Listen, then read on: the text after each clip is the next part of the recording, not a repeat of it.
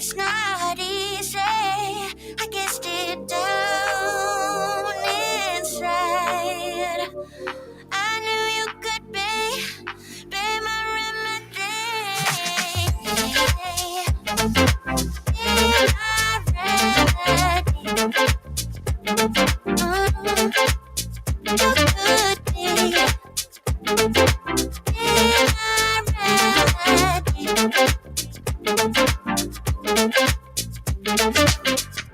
if I gave you my heart, you could tear it apart. And if I tell you how I feel, would you be good to me? Good to me. How nice if I just could let you in. I know you could be my remedy. How long will you keep trying? I know it's not, babe, it's not easy. I guess deep down inside, I know you could be my remedy. Be my remedy. Yeah, you could be my remedy.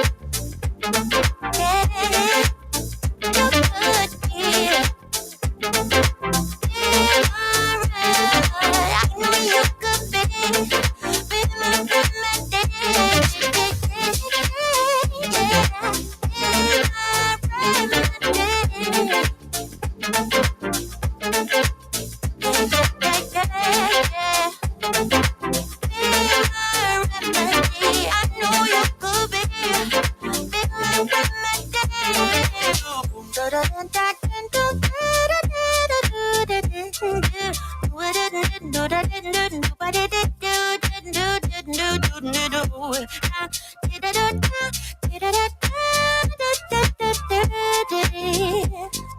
Be my remedy, yeah, yeah.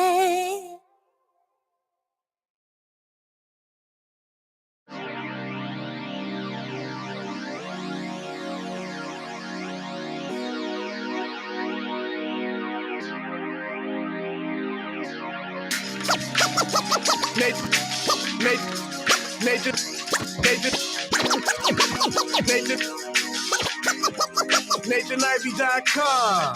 Mr. Ivy know the show must go on. As far as Cincinnati, man, I put on. Tunes made another flame beat for me to cook on. Raised dogs, closed fists, yeah, too strong. Team NI, chop it up at the chop shop. Top notch with the king flow, the hot shot. Cop squats in, listen to the real. Jumping like hopscotch, nobody harder than, oh, no, think not. Not only citywide, but nationwide. Superlatives, keep it locked like them Haitian guys.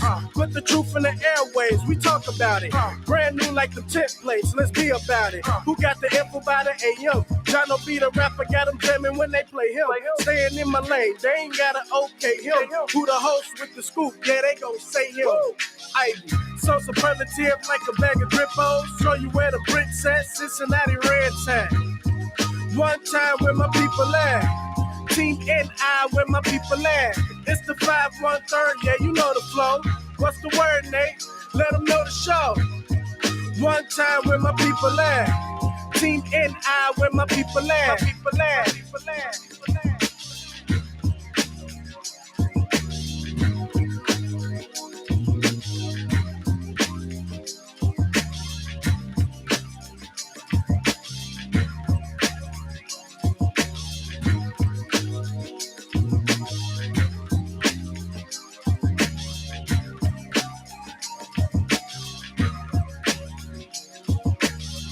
Good morning, everybody. Welcome back. Hope you had a pleasant weekend. Good morning. Come on in. Let's refocus. Good morning. Good morning. It's the last honest place in Cincinnati media, if not the country. Hell, if not the world. Good morning to you. Come on in. Got plenty of seats up front still. See a few seats up front. Good morning. Come on in. Lots of stuff to talk about. Of course, the big news of Cincinnati is the mass shooting that happened here in the city of Cincinnati. Man, 9 people were injured in the downtown of Cincinnati. I saw the press conferences and everything. Like, it's like a big deal right now. People are shocked. The mayor, Aftab Pureval, who I stand by what I said. I think Aftab is already making the city look a lot better than John Cranley could ever have done on so many different levels. Just city just feels different. I'm hearing different things. Not to say that everything is perfect. It's never perfect. But good morning to you. 9 people were injured. Did you see any of the video? You can see people running hysterically. Man, they had like speed boost. Something about human beings and the threat of imminent death that just puts a battery in your back. You see the video, man? People was taking off. As I understand it, police, or should I say authorities, are still looking for the perpetrators. I watched the press conference and police officials believe there were 2 shooters. And I've heard all the regular stuff that people already say. I'll be honest with you. I'm not surprised. I'm not surprised. I'm not surprised, not one bit. I mean, we are living in the last days of common sense. The availability of firearms has never been easier to find a firearm than it is these days. What do you expect? What do you expect? Everybody ain't raised the same. I'm hearing a lot of the same old stuff. It's the young people. You had 2 shooters and perhaps hundreds of people down there, but we want to blame all young people. I don't think that's fair. But I want to get your thoughts about it. What are we going to do? How do we stop the violence? Everybody is retreating to their same old talking points. I jumped in a couple Facebook groups. People were like, AFTAB should call it out. City council should call it out. And of course, they already did. But that plays back into a lot of people's like hold positions, right? Same old.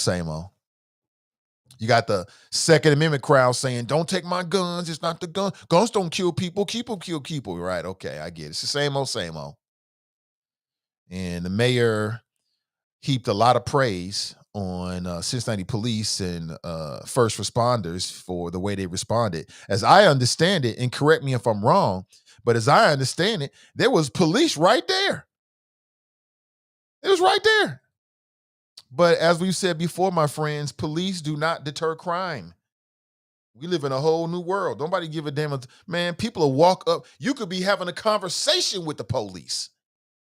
And there's people out there that come get you right then and there. Don't nobody care about no police.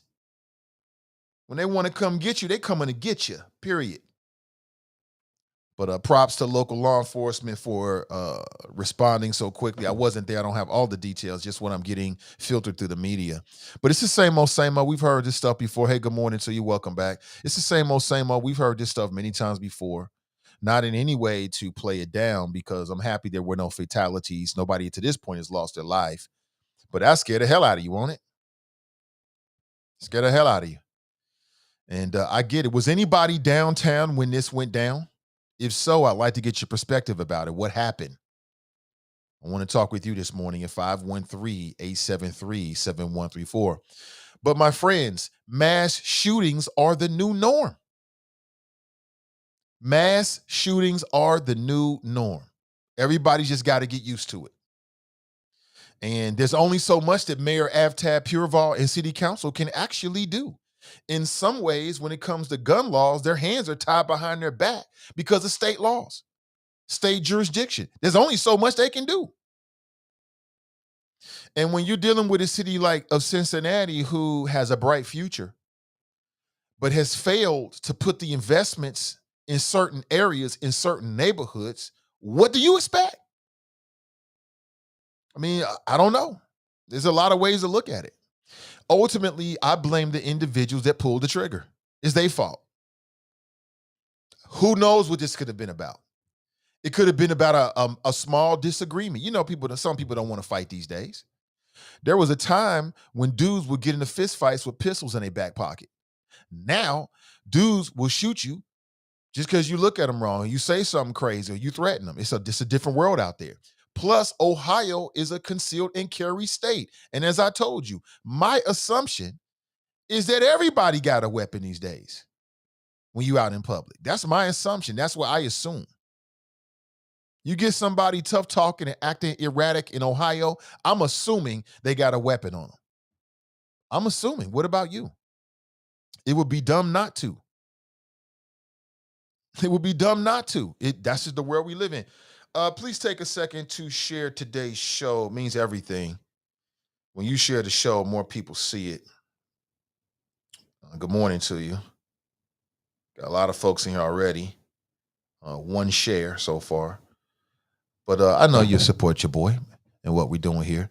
Before we get too deep, I want to remind you that you might have missed it, but just yesterday, that's the cover artwork for Straight Talk Live with Edna Howe. I thought she had a very excellent, very interesting show. She talked with some folks with the Greater Edgemont Community Coalition. And essentially, they've created a solar garden / community garden. She had a really interesting conversation about the benefits of these community gardens and how they can impact food deserts. And these folks are, if I'm wrong about this, but I think they're right up in Dayton. But a really interesting conversation, check them out. Today's show is brought to you in part by our friends over at Greater Cincinnati Realist Association. They have a home ownership fair this Saturday, August the 13th, from 11 a.m. to 1:30 p.m. at the Westwood Town Hall. That's at 3017 Harrison Avenue. Now, remember, you go back like 3 or 4 months ago, they did this before, and they're making a commitment to the community, right, to continue doing this because they're really serious. They're really serious. We talked with Derek Dansby. He's the president. We'll catch up with him this week as well to talk about, what's going on and the opportunity. And they did it before over to CRC in Coreyville, and they had success, but they want to do it bigger. They want more people to come out. So please share this. There's a link in today's description back to their Facebook Eventbrite. So, I mean, at the very least, it may not be right for you, but can you go ahead and share that link? Okay. If you don't want to share today's show, cool, but at least share that link so that maybe your friends or family members can get some information. And the way I understand it is for people that are on the cusp of buying a house, but maybe you might be a year or 2 years away and you just need to understand where I need to be. What do I need to have in place in order to take the next step toward home ownership? And of course, for working class people, home ownership can be fundamental to your wealth building strategy. So again, the Greater Cincinnati Realist Association is doing a home ownership fair. It's this Saturday, August 13th, from 11 a.m. to 1:30 p.m. They'll be over at Westwood Town Hall. That's at 3017 Harrison Avenue. Check them out. Again, there's a link in today's description. Check them out. And if it's not right for you, perhaps it's right for somebody that you know. You can share it with them. Good morning to you. Good morning to you. Good morning. And I'll say it again one last time. Good morning. Welcome back. How was your weekend? Well, other than the news about the mass shooting in Cincinnati, the weekend was pleasant. I got a chance to see that new Predator movie. That's, again, I like what I like. And I remember one of my favorite all-time sci-fi horror movies is The Predator, right? No! Get to the chopper! That famous line. That line right there is from the first Predator with Arnold Schwarzenegger. Get to the choppers. Get to Carl Weathers, man. That was a great movie. That was one of my favorite movies when I was growing up. And shit, that was 20 years ago. They still making these damn movies. If not 30 years ago, they're still making these movies. 28 years ago, literally. They're still making these movies. And the latest one is titled Prey, and it came out on Hulu. How many people have Hulu? Have Hulu? Well, you know how I do what I do. To me, it's very, very simple. Is it worth your time or is it not worth your time? This is worth your time. This is worth your time. If you're into like the whole Predator thing and the alien crossover, this is worth your time. The way I would rate them is this. There've been like 6 or 7 of these Predator movies. The first movie, the original with Arnold Schwarzenegger and Carl Weathers and Jesse the Body Ventura, remember that? That's the best one so far. Nothing can eclipse the original. The second best is the movie Prey. The third best is the movie with Sanaa Lathan. Yes, you may not know this, but Sanaa Lathan, she was a part of they did a crossover between Predator and the Alien series. They crossed over, and Sanaa Lathan played the protagonist, aka the hero in the movie. And previous to this weekend, that was always my second best Predator movie. Now it's my third best. Now maybe it's second, third, maybe it's tied. Now I'll say it's my third best, but it's very well done. If you're into this kind of stuff, I think it's worth your time. You should check it out. You should check it out. Good morning to you. 513-873-7134. I think I got an image for you that I can show you real quick. Hold on. Just the cover art of it. But if you are into sci-fi and maybe you didn't like, this is a bit more straightforward and a little less abstract. Here it is right here. Yeah, it's a little blurry, but you can see the predator lurking in the background. This is set back in the, I don't know, 1700s, something like that. But I thought it was entertaining. There wasn't a dull moment. And again, you know what you're gonna get when you go to a Predator movie. And this you can watch from the comforts of your home. I don't have Hulu, but I got a Fire Stick. I got that Fire Stick, baby. So I watched it for free. You know what I'm saying? Or at least there wasn't an extra charge. You know what I'm saying? Good morning to you. How are you? How was your weekend? How is everybody? Before we dive deeper into the topics, let's get to the choppers, man. Mike is in the house. What up, Mike? He writes, yo, what up, Mike? David writes, Cale Gundy resigns from post as Oklahoma Sooners associate coach. I don't even know who Cale Gundy is. But good morning to you, David. Good morning to you. David writes, good morning, Nate and Choppers. Good morning to you. Pat writes, good morning. Ray's in the house. She writes, good risings. Kush is in the house. What's up? What's up, Kush? And the mighty Choppers. What up? What up? Kelly writes, good morning. Regina writes, good morning. What up, Regina? Another blessed day. Kush, what up? Good morning. What up, Crutha? What up? What up? What up? Stepan is in the house. What's up? Lisa, good morning to you. Janice writes, good morning. Mrs. Love being black. I saw them pics of you. Oh, was you on vacay, all dressed up with the stuff going on? Man, it looked good. Like you was having a good time. Glad we got to enjoy ourselves and relax sometimes because the world is so tense. And we'll get into some tense conversations in just a couple of minutes. Nat writes, good morning. Good Monday. Good Monday, Nate and the Choppers. Good Monday to you. Gladys writes, good morning, Nate and the Choppers. Enjoy your Monday. Anthony's in the house. Timothy writes, residual effects of a gun culture. Really? Okay, hold on to that. We'll talk about it. Anthony's in the house. What's up, Anthony? Jared writes, where's Joe from Buckeye Firearms? Their organization needs to take some accountability for passing these garbage laws. Yeah, I haven't seen Joe. Joe, if you're out there, man, when there's a mass shooting, he gets low. They get real low, and then they pop back up again when it's time to pass some goofy legislation that makes us all less safe. But they got a whole different perspective on it. But Anthony writes, Miss E had a great show yesterday. I thought so. I thought so as well. Very informative and timely as well. But Edna cares. I mean, she cares. She cares very much about, providing something to the audience that you can actually use. And she's a pro. She's a pro. Good morning, Nate. This is Facebook user. Who is this? Just like 3 people. I don't know how you do that. I don't know how Facebook is doing that, but there it is.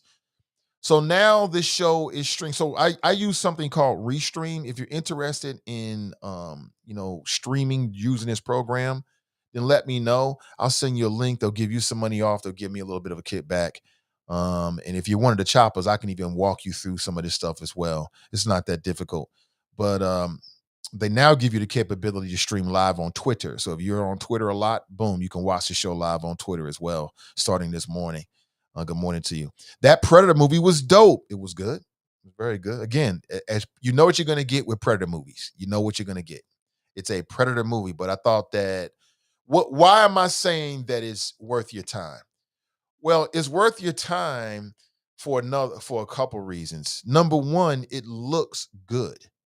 Like, I don't know who the cinematographer is, but the way it looks, the transitions from the scenes, it looks good. It sounds good. It sounds good.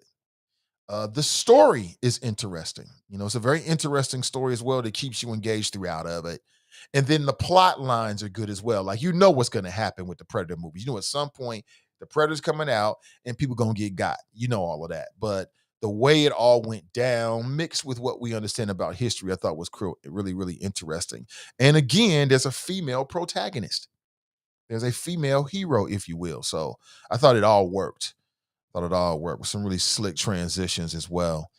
And I don't know, a little bit off the beaten path, a bit of maybe the mythology of it and what we know to this point. But again, if you're someone who likes these kind of movies, it's worth your time. If you don't like these kind of movies, it's not worth your time. If you're like, I don't like sci-fi, you ain't gonna like it then. It's not for you. Okay.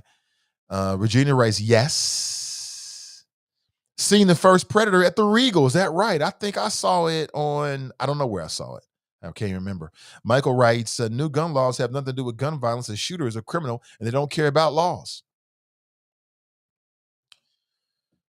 A shooter is a criminal and he don't care about laws. Yes, I agree with some of that, Michael, and some of it I don't agree with. So I agree with you. Like if somebody wants to do something like commit a crime with a gun, then they're going to find a way to commit a crime with a gun. But when you pass laws that allow everybody concealed and carry it, to me, it just ups the ante of bullets that could be fired. It just ups the ante.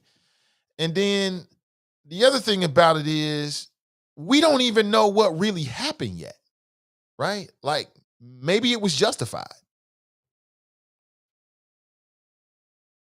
I know I'm stepping outside the comfort zone, right? Because we've been taught to believe that we got to automatically react to these kind of things, but we don't have any details. For all I know, it could be justified. For all I know, it could have been some self-defense type shit. I don't know. We have no idea. But we can't have it both ways. We can't say that we live in a society, we live in a state where we believe in the Second Amendment. You got a right to defend yourself. You got a right to conceal and carry. And then just because there were shots fired, we want to automatically assume that it was criminal. We don't know. I have no idea. I have no idea. Neither do you. Unless you were there and you got some advanced information. If that's the case, I would say you should be calling CPD and talk with them about it. But I don't know. Maybe it was self-defense. Maybe somebody was doing something crazy and somebody had to put a stop to it. I don't know. I don't know. I'm just not making any assumptions across the board. I have no idea. You know? Now we automatically assume that people are bad shots. It could have been somebody was on some self-defense type shit. It could be that. It could be a robbery attempt. It could be, somebody was super sensitive and it's not legitimate. I just don't know at this point. I have no idea, Michael. And there's only a few people in the city that do, and I'm sure we'll find out all the details eventually. But we really don't know at this point. Regina writes, nice t-shirt. Thank you so much. Jeffrey writes, you didn't like the one with Danny Glover? It was okay. It was all right. I mean, when I was younger and I watched it, I liked it. But through the long lens of history with all the movies that have come out, it's just okay. It's just okay. The Prey movie is better than the one with Danny Glover. And I like the one with Danny Glover as a young dude because it was a black hero. I'm sympathetic to black heroes. Danny Glover was the protagonist. He was the hero in that movie. But I stand by what I said. It goes like this to me. Number one is the original Predator. Number two is Prey that just came out on Hulu. Number three is the one with Sanaa Lathan, which let me look it up real quick. Yeah, Sanaa Lathan. That's Sanaa Lathan. Yeah, she was in the movie. She did a great job too. It's called Aliens versus Predator Requiem. It came out in 2007. Some of y'all probably never heard of. You like, sister was in a sci-fi movie and she was the hero? Yeah. Yeah. So I don't know. It's a toss-up between those two. I enjoyed the story from that Aliens versus Predator movie. I enjoyed that storyline as well. I thought it was good. But this new Prey movie is worth your time if you're into that. Check it out. The beginning of the movie reminded me of Apocalyptico. Apocalyptico. I did see that. It's a dope movie. Mel Gibson put that together. You said the beginning of the movie reminds you of that. Yeah, I can see that. What's up, Eloise? What up? What's up? You blessed this morning. What's up? Good to see you. It's Sakina. Okay. I don't know why they do that, Sakina. I don't know why either. I don't know why Facebook does that. I have no idea. Brent's in the house. What up, Brent? Checking in from Dallas, Texas. What's up, Alexis? What's up, Alexis? Good morning to you. Let me put the stream up on, we're now streaming audio as well. So if you're an audio person, I know that there was a little hiccup there. Took a second, but we're now streaming audio. So everybody's going to talk about what we do now. We should put more money into this and more money for police and more money into this and more money into that. The city should do that. There's only so much that the city can do. I saw Scotty Johnson, council member Scotty Johnson, former Cincinnati police officer. He looking very serious, standing behind the mayor. And these are all very serious people. I think they care about the city. I think they care very, very deeply. People are going to attack AFTAB. You're going to have Republicans attacking AFTAB. These Democrat cities are they're out of order. But there's only so much that the city council can actually do. When it comes to these gun laws, their hands is tied behind their back because of the power of the state. Only so much they can do. There's only so much that we can do. The mayor said that there's no place for this. No, maybe it was Scotty Johnson. He said, we're better than this. No, we're not. We're not better than gun violence. We're not better than concentrated wealth. We're not better than concentrated poverty. We're not better than racism, redlining. We're not better than that. Cincinnati is not exempt from what's happening across this country. We ain't no damn different. So no, we're not better than that. And, things are going to happen that are outside of people's control. I know people don't want to hear this. We want to act like the mayor can control everything. The police they can't control everything. They can't control the way people are raised. They can't control the way on some levels, the city leaders do have a role in creating the culture and the expectation and environments and things like that. But, I'm glad nobody was killed. Welcome to the new America, where something can jump off anywhere you go. Y'all thought I'm not joking with you about that. I mean that. Something can happen anywhere you go in the new America. You could be minding your own business and find yourself in a crossfire. That's the world we live in now. That's the world that we want to live in now. And nobody want to give up their guns, right? Nobody trying to do that.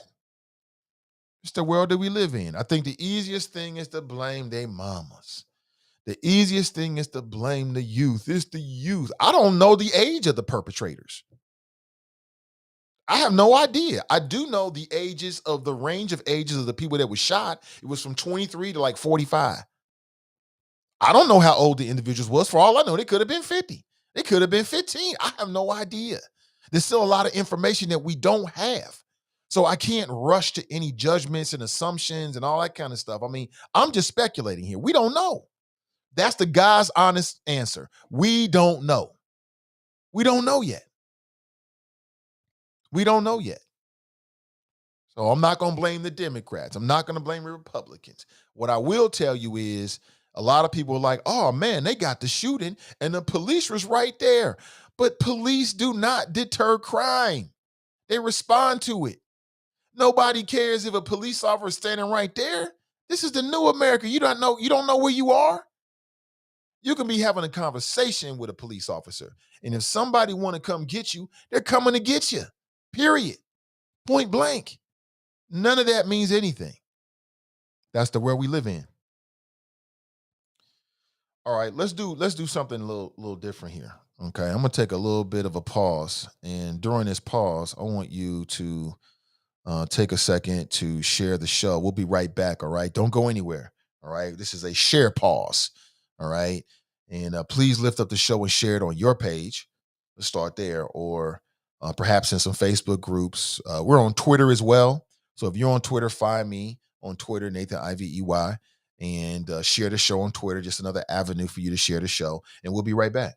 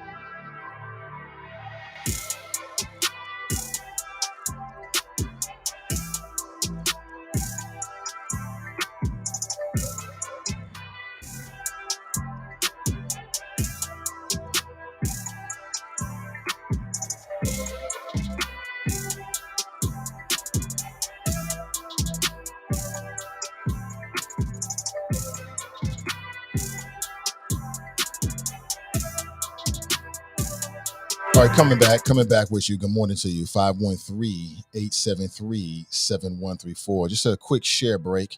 Man, today's going to be a really interesting week. It's a lot of really exciting things happening in the city of Cincinnati this week, going into this weekend. I don't want you to forget this and put this on your radar screen, but there's going to be a home ownership fair this Saturday, August 13th, from 11 a.m. to 1:30 p.m. at the Westwood Town Hall. That's at 3017 Harrison Avenue. Of course, this is being put together by the folks over at Greater Cincinnati Realtors Association. We talked with Derek Dansby, their president, a few months back when they did their first home ownership fair. And it was a success, but they want to reach more people. And people might think that it's impossible for them to own a home. And what I would say is, if home ownership is on your mind, no matter where you might be in the process, like everybody's in a different place. Like you might be ready to buy a home right now. You spent the last couple of years putting things in place, and now you want to get that dream home, or you want to get your first home, or you might be a year or two away. I think it would benefit you either way to talk with some professionals that are actually in the industry and ask them about the current trends, what's going on right now. So again, there's a link in today's description, and I'm just asking people, if you're interested or you think someone might be interested, is hit that link to their Facebook Eventbrite and share it on your page or share it with your peoples. Good morning to you. Let's get back into it. Mass shooting in the city of Cincinnati. And I'll say it again. We just don't know. I don't have enough information to really start running with it. I don't know. I don't know who the perpetrators are. I have no idea. I see all these different comments of people making assumptions with no evidence and no facts whatsoever. I don't know who the perpetrators were. I don't know why they started shooting. It could have been justified. Let me challenge the status quo. Let me disrupt the way that people typically think about things, right? Like the reflex is, it was wrong. I don't know if it was wrong or not. Could have been justified. Well, Nate, a lot of people got shot. I don't know the circumstances. They could have been shooting at one person and just was a bad shot and caught some other people. I don't know. Is it right? Is it wrong? Like on the surface, the reflex is to say it's wrong. But until we get details, I have no idea. I know that's not a popular take, right? I'm supposed to come out and take a strong opinion. I have no idea at this point. That's what I have for you this morning. All I have is the facts. Do I blame city leadership? No, I don't blame city leadership. I don't blame the Cincinnati Police Department because there was a shooting. I don't blame Cincinnati City Council because there was a freaking shooting. Anybody that does that is playing politics. Probably an operative trying to play politics, off the misery and the tragedy of other people. But the fair thing to say is we got to wait to get more information. Have the perpetrators been brought to, have they been apprehended? No. Quote, none of us can sleep. OTR mass shooting shatters sense of safety. Well, it's a false sense of safety. It's a false. We got shootings that happen all over the city. What makes you think it can't happen in the OTR? Because what? You didn't clean it up? It's all clean and pristine now? Shootings happen in all the neighborhoods, except for the more affluent neighborhoods. They don't seem to happen there. Why? Why is that?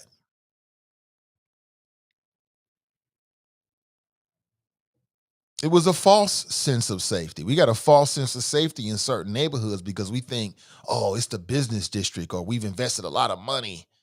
That don't mean nothing. Means nothing. What we do know is that 9 people were injured. That's what we do know. 2 officers saw a person shooting people on Main Street south of Woodward Street. 1 officer fired a weapon at one of the shooters who ran away. It's not known whether this person has been struck by the bullet that was fired by Cincinnati police officers or not. We don't know. During a press conference just yesterday, police said that there were a total of 15 shots that were fired.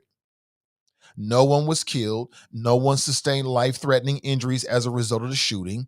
And that's what we know to this point. That's what's been released. Now, there's probably some folks out there that's got information that hasn't been released, And when it's released, we can talk about it. But as of right now, we don't know. The victims range from the age of 23 to 47.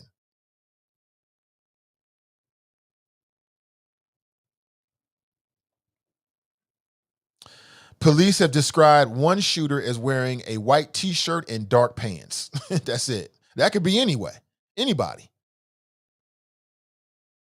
That could be anybody. So we have no idea, friends. We have no idea. But what do you think?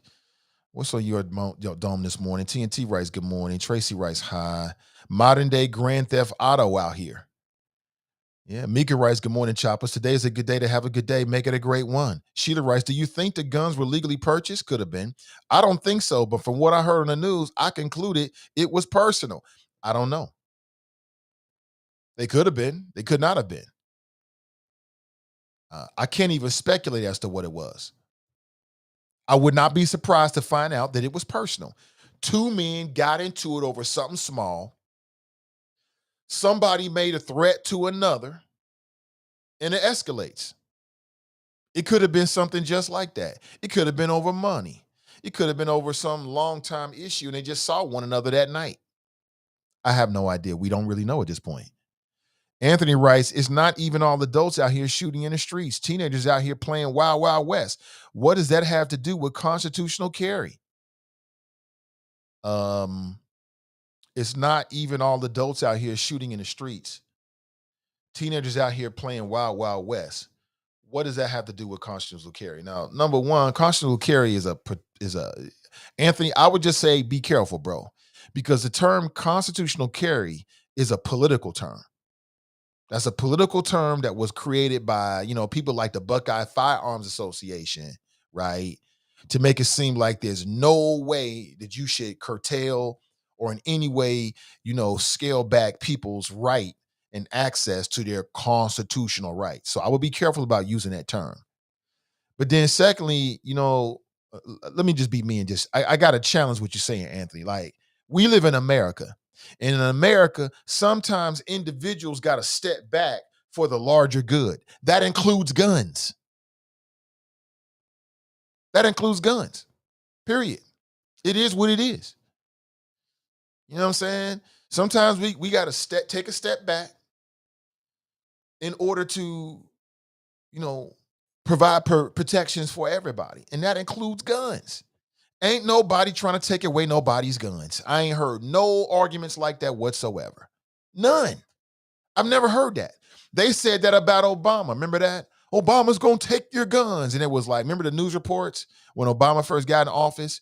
Man, they couldn't keep the guns on the shelves. It's primarily in the South. People was buying guns at record numbers because of what?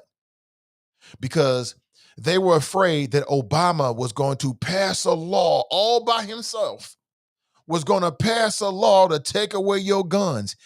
He never ran on that. He never said anything like that. It wasn't true. And it was those constitutional carry people that was saying it. So when I hear people trying to make this argument about how I don't want to lose my rights, your rights are not in jeopardy if you ain't doing nothing illegal. I've never heard that. What I've heard is that maybe we need to have bump stocks. Maybe we should have trigger locks. Maybe we should have a national registry. Maybe we should put an age requirement if you're gonna get an AR-15. Maybe there's certain types of weapons that are military grade that shouldn't be accessible to the public. That's what I've heard. I ain't never heard nobody say you want to take away weapons from honest citizens. I've never heard that. Where does this come from, Anthony? I've never heard that. So it's like people be arguing against something that hasn't even been suggested. That's not the issue. But might you have to put your name on a national registry? Okay. Might you have to be a certain age before you can get your hands on an AR-15? Okay. Why? I don't understand. What's the problem with that? I don't get it. And again, we don't know who the perpetrators were in this mass shooting in Cincinnati. We don't know yet. We don't know if there was 20, 30, 40, 50, 60, 70. We don't have no idea. We have no idea. The only ages that we know are the age ranges of the individuals who were shot. That's from, and I just read it to you, 23 to I believe 47. That's what we know. That's all we know. We don't know ish else. Let me see. Good morning to you, Daryl. See, Daryl said, I thought Friday was the last show. I never said that. That's not what was said. Shaba writes, didn't anticipate Nathan streaming today. Happy Monday. We're not listening. I never said that. That's not what I said. Good morning to you. Brian's in the house. No, what up, Brian? Did you get my message on IG, man? I sent you a message. If not, please check it, bro. Shaba writes, thank the new gun bill for mass shooting in Cincinnati. I don't know if that's true, Shaba. I don't think that's fair. How can we know that? We don't know if it was a new gun bill or not. I have no idea. We don't have enough information. And so what I'm trying to tell people is let's wait until we get the information before we start making assumptions and jumping to conclusions and stuff like that. Now, there might be some people out there that's got that inside track. And if so, speak on it. But let's talk about what we actually see and what we actually know. And right now, all we have is what I laid out to you. That's all we got. So I'm not ready to point fingers at the constitutional carry people or the Republicans or the Democrats or the young or the old. I'm not prepared to do that yet because all we know is that there was a shooting, people started running, and that's it. I know that might now sound like, that might not be enough sizzle, but it is what it is. Good morning to you. Sandra's in the house. Good morning to you.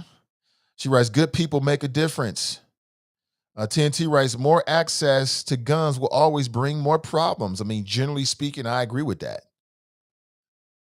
As our access to guns go up, then you're going to see more acts of violence because people are on edge. Some people got issues. Everybody looks at life differently. Some people respect life. Some people don't respect life. Everybody's different out here. It's sad, but that's the world we live in. Crystal's in the house. Good morning, Crystal. Timothy writes, just like crack was contrived to the access to guns is placed in the hands of youth is the new crack. Okay.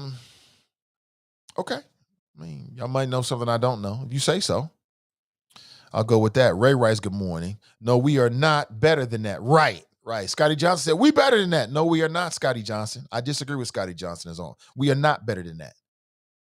We're not better than racism. We're not better than classism. We're not better than concentrated poverty. We're not better than, effed up school systems. We're not better than anything. We have a bright future. We have an upward trajectory here in Cincinnati, but we ain't immune to the stuff that's happening all over the country. If it happens somewhere else, it can happen here. People say, oh, it happened on Main Street. We expect this in, right? You expect this in what? Avondale. You expect this in Avondale, right? Like we've become too comfortable with expecting these kind of things that happen in certain neighborhoods. But when they happen in other neighborhoods, we're like, oh my God, how could it happen here? Good morning to you. What up, Kenny?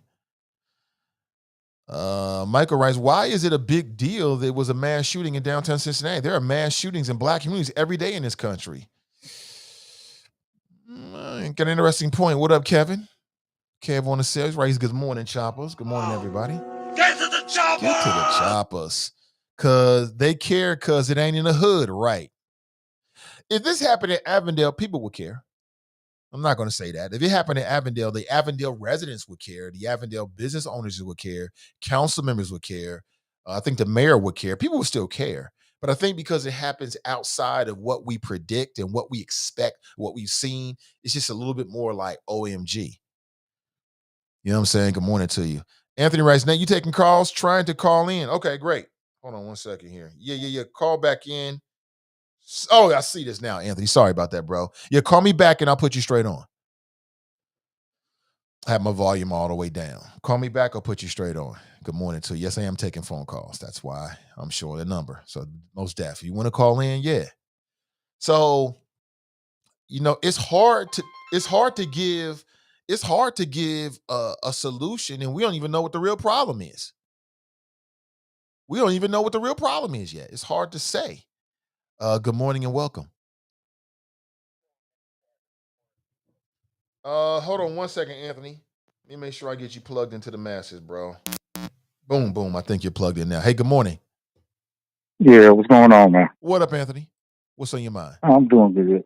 Yeah, I'm just calling in about the constitutional carry, man. I mean, like I said, I think I've told you before, I'm a gun advocate, but I'm not one that's so hardcore that where, if they said you got to wait 30 days for a background check and, to scrub the social media and all that stuff, I'm cool with that.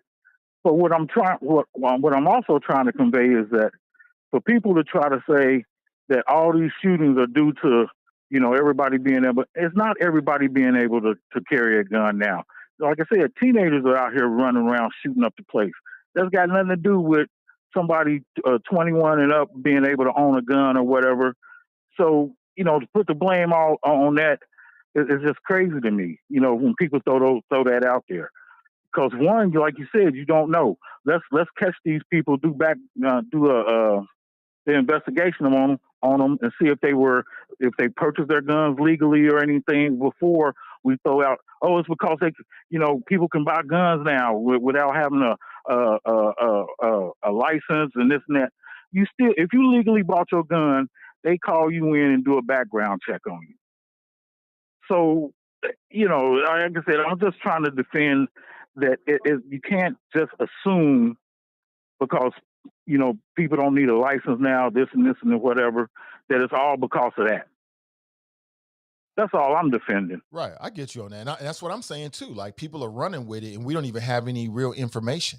We don't even know yet. We know Exactly. what happened, but we don't know anything about the perpetrators. And I haven't heard anything about what led to the shooting. We don't know what led to it. And you even got people saying, well, it's because people can buy guns without a license, this and that. Like gun runners aren't out here selling guns illegally to people. Guns aren't getting stolen. It's just all because you can buy a gun now without a license or anything. That's totally false. Mm-hmm. Mm-hmm. Again, like I said, I'm taking a wait and see approach. I don't know yet. For all I know, Exactly. And people don't want to hear this, but for all I know, it could have been justified. It could have been a justified, self-defense, and then the person got scared and ran away. I don't know yet. We don't know. Exactly. But what we can't deny is that we have teenagers out here because we see the videos that are out here running around shooting up the place. We know that we got a young man that's going to be. I don't know if his trial is going on yet. I don't think it is. I think it was been in the news. But we know we had a young man who was 15 or 16 at the time who was running around out here supposedly, as a hitman, with 3 bodies on his name. So we know that to be true. Okay, but again, I don't even know the ages of the and perpetrators in this case. I don't know if they're in their teenagers. I don't know if they're 20, 30. We don't know yet. Right, but like I said, with these young people, we know it's not because that they were because of the law of being able to have a gun and not have a license and all that. That ain't got nothing to do with them. But so I have heard we can't put. I'm sorry, Anthony. Go right ahead, bro. No, sir. You go ahead. No, I was just gonna say. I mean, I've heard you before argue like, why should law-abiding citizens have to lose some of their rights because of what other people are doing? And I would say that this is America. That's what we do. Sometimes Well, a few people go out here and they mess it up, and then the lawmakers have to react for the general public, and that means that good people that had no criminal intention, never, you got to take a step back a little bit for the greater good. That's America. It is what it but is. my argument for that is when we have somebody who drinks and drives, and they get out here in a Chevy Trailblazer, hit a busload full of kids coming back from a softball game or a basketball game, and kill 6 people. We're not. Nobody's saying, oh, now we got to stop the production of Chevy Trailblazers. Yeah, but Anthony, though, your argument actually makes my argument because that's a really good example. You're right. I've never hit anybody in drink and drive before, but Mothers Against Drug Drivers, they spent the last 30 years across the country, making sure we got laws in place to crack down on drunk drivers, making sure we got seatbelt laws and insurance laws. And I never did anything. So, Right, but but they're for the not. greater good They're of everybody, I still have to abide by these laws, even though I never crossed the law. But again, they're not attacking the production of that Chevy Trailblazer. They're attacking the laws themselves about more time or stiffer penalties and stuff like that. They're not saying that, hey, you did it in Chevy Trailblazer, now we got to call for a cease production or a sale of Chevy Trailblazers. That's what Yeah, I'm saying. yeah, but what they are saying is that everybody in the state of Ohio has to get insurance. Everybody in the state of Ohio, you know, um, has to abide by these drug driving laws. Everybody in the state of Ohio has to click it before you get a ticket, even though you might not have ever done anything to cross those laws because somebody at some point did. It's the same thing with the gun laws. You got some psycho sickos out here that go out here and they misuse, their right to own a gun. And because it becomes a threat to public safety, now all gun owners might have to abide by certain rules that maybe they don't like, but that's just the way it goes. That's just the Well, way it goes. I'm still saying that, okay, if you want to stiffen the laws, I get that. But to call for to cease the production of a certain item because it was used in a certain incident, But or Anthony, who's ever called even for the having cease of but who's ever calls for the production for ending the production of guns? Whoever well, called for that? you we want to have a AR-15 ban. Which I It's don't a believe in. military but why do you need an AR-15? It's a military grade Nate, weapon. those those weapons are also, if people do their research, they're used for hunting and everything. They're used in competition shooting and everything else. So they're not just, and just because something, you can put a Volkswagen engine in a kit car Maserati or Lotus, but that don't make it a Lotus. It's a Volkswagen engine in there. Just because it looks like these weapons that they're using that look like AR military grade weapons, they have the look, but you're going to pay upwards of $7,000 to $10,000 for an actual military grade weapon, and what you buying off the rack ain't that. It's not. It's not. But and people don't understand too. There's other rifles that don't look like military rifles that do the same thing. So when just because somebody can't get an AR-15, you don't think they're gonna go to the next thing available? Then we're gonna say, oh, now we got to ban that We style. might. Yeah. There's Like, some don't there's you some think that but there's that to me some that makes sense. Like if we find out that for whatever reasons AR-15s are the weapon of choice of mass shooters, I think it makes perfect sense that we rethink whether the access and the availability of AR-15s. That just makes perfect sense to so me. so when you make all rifles, okay, now we're just gonna take away all rifles that can do that. See now So you're then when going people see now start, you're see now no, you're I'm going just down a saying, but slippery slope. See, now where you're do saying, you well, now we end? just gonna take out all rifles. I never said that. What I said But where is do you stop?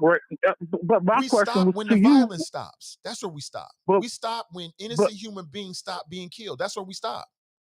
again, my question to you was, what makes people think that when just because somebody can't get something that looks terrifying, but there's another rifle that can do the same thing, what makes us think that that person won't choose that as their weapon of choice? Then we're gonna ban that, Well, and what I would then say is we take. cross those bridges, Anthony, when we get to them. But to answer your question is we stop when innocent human beings stop being killed. That's when we stop. And until then, we don't stop. So if we go to AR-15s and they rethink the availability or they rethink the access, and then we find out that that's working, that AR-15s are no longer the weapon of choice of mass shooters. And oh, by the way, now mass shooters are using AR-16s. Well, then we look at AR-16s and we rethink the availability and the access until we stop seeing AR-16s being used by mass shooters. And then if they go to AR-20s, we keep on going until innocent people stop being killed. And then they're going to go to handguns that can do the same kind of damage up close and personal. See, There now are you're going down handguns a out there slippery that slope. I don't know I'm just that. All I know is what we know. And what we well, know I'm is these AR-15s, and again, I'm not even sure if an AR-15 was used in this situation in Cincinnati, but I do know that AR-15s seem to be the weapon of choice for mass shooters. And it's because of the well, availability and the high ammo capacity, and it maximizes the ability to kill a lot of people in a short time. We know that. So let's well just back deal in with the what we 90s, know. out west in California, Mac 10s and Mac 11s and Uzis were the weapons of choice for everybody on the streets. And why aren't they anymore? Because the AR-15 looks a little bit more terrifying. But I'm just saying, they didn't ban Mac 11s and Mac 10s and all that stuff back then. I don't know. I can't speak to it. They're just going for what it's like we talk about when I bring up dogs. I don't believe that most of the attacks are done or the bitings are done by pit bulls, but when it happens, it's it's terrifying because pit bulls are powerful. They got that, I forgot what the pounds of pressure in their body is, and they can do a lot of damage, so it makes the news. So to me, again, it's not the AR-15 itself. If you want to talk about age limits and things like that, I get that. And you talk about waiting a longer time so they can do a full background check on you, check your social media and all that stuff. And your mental history should be attached to everything. I get that. And I'm down for that. Like I said, I'm an advocate, but I'm not one of those cats that say I want the ability to go in and buy a gun today and get it as soon as, and walk right out the door with it. I can wait 30 days if it takes you that long to do, to check all my stuff and make sure that I shouldn't be flagged. I hear you, man. I mean, like I said, there's a lot of different opinions on this, but you know, we'll see what happens. I mean, I don't think that. Let's be real here. I don't think that anything's going to substantially change in terms of gun laws in the state of Ohio. City council can only do so much when it comes to gun laws. Their hands are tied by the state. So we'll And probably see an and some of it, uptick in some money for programs. They'll probably put even more money into police overtime and things like that. And then we'll have some conversations, and that'll be it. The perpetrators will and probably be prosecuted in a high profile fashion to make everybody feel safe again. And then we'll be right back where we started. and when we talk about the kids and everything and the parents being held responsible, I think it is some of that because if you again with the young man that's going to be going on trial here for being a hitman, it's like how do you not know as a parent that your 15-year-old is out at 2, 3 o'clock in the morning running around with some adults killing people? How is that not your responsibility? I don't know what We case you're got talking about. You talking about another case? Because in this case, we don't know who the perpetrators were. no. So you're talking I'm about talking about another another. case. There's a young man now. I think he's still sitting in. I don't know if he's in the JC still, or whatever. But he's waiting to go on trial because he was supposedly part of a group of people running around killing people, being a hitman. Yeah, I think I remember that. Yeah, that rings a bell. Right. Yeah. So, mom and dad, how is that not your responsibility that your kid is out at 2 or 3 o'clock in the morning killing people? 15-year-old. How is it not your responsibility that we got groups of teenagers running around stealing people's cars and going on police chases and stuff how is that not parents' responsibility? Okay, so it's parent responsibility. Now what? So it's got nothing to me. That's again, it's got nothing to do with the guns. It's just the guns. But Anthony, it's a multitude of issues. It ain't just one. It ain't just the Exactly, parents. It's a multitude of issues. So and that's what I was trying. you can't say, I don't think it's fair to say, oh, it's the mama and daddy's fault. So how's it the guns? It's all of it. But But that's what I was trying to get at. It's not just being able to own a gun at 21 and be able to carry your weapon. It's not just that. So for people to try to put all the onus on that, it's ridiculous to me. It's not just that, but that is a part of it. It's all of And it. again, like I said, if you want to say before, if you want to raise the age on an AR-15 to 25 or whatever, I get that too. Unless you can prove, like I said, AR-15s aren't just used for mass shootings or whatever. There's competitions. They're used for hunting, just like anything else, because they're so versatile and what you can use them for, as far as what kind of game you can take. So it's not just mass shootings.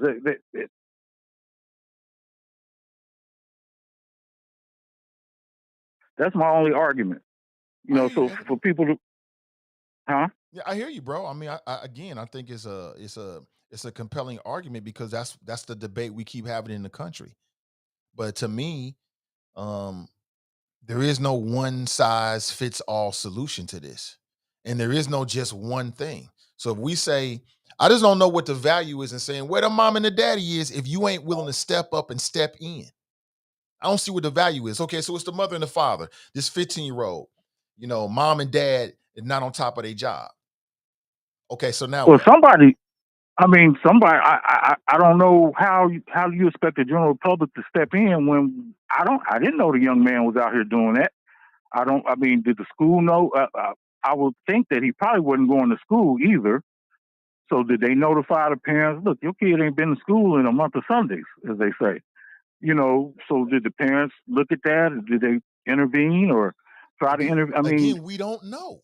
We don't know how exactly. we don't know how mom and dad was raised. We don't know what mom and dad's current situation is. We don't know. Mom But and I'm just dad might saying, be on dope. They might be I'm drugged just out. saying, I'm just mentioning what you just said about how can you put onus on the parents if you're not willing to step up and step in. But the general public, I don't know what my neighbor's kid across the street is doing at 2 or 3 o'clock in the morning. I'm asleep. Exactly. And that's what I'm trying to say is I think we live in a world where it's very few of us is willing to get out here. And I'm not picking on you, Anthony. I'm talking about me and all of us. I'm saying in general, you know what I'm saying? We ain't really involved with the neighborhood kids. We ain't really involved.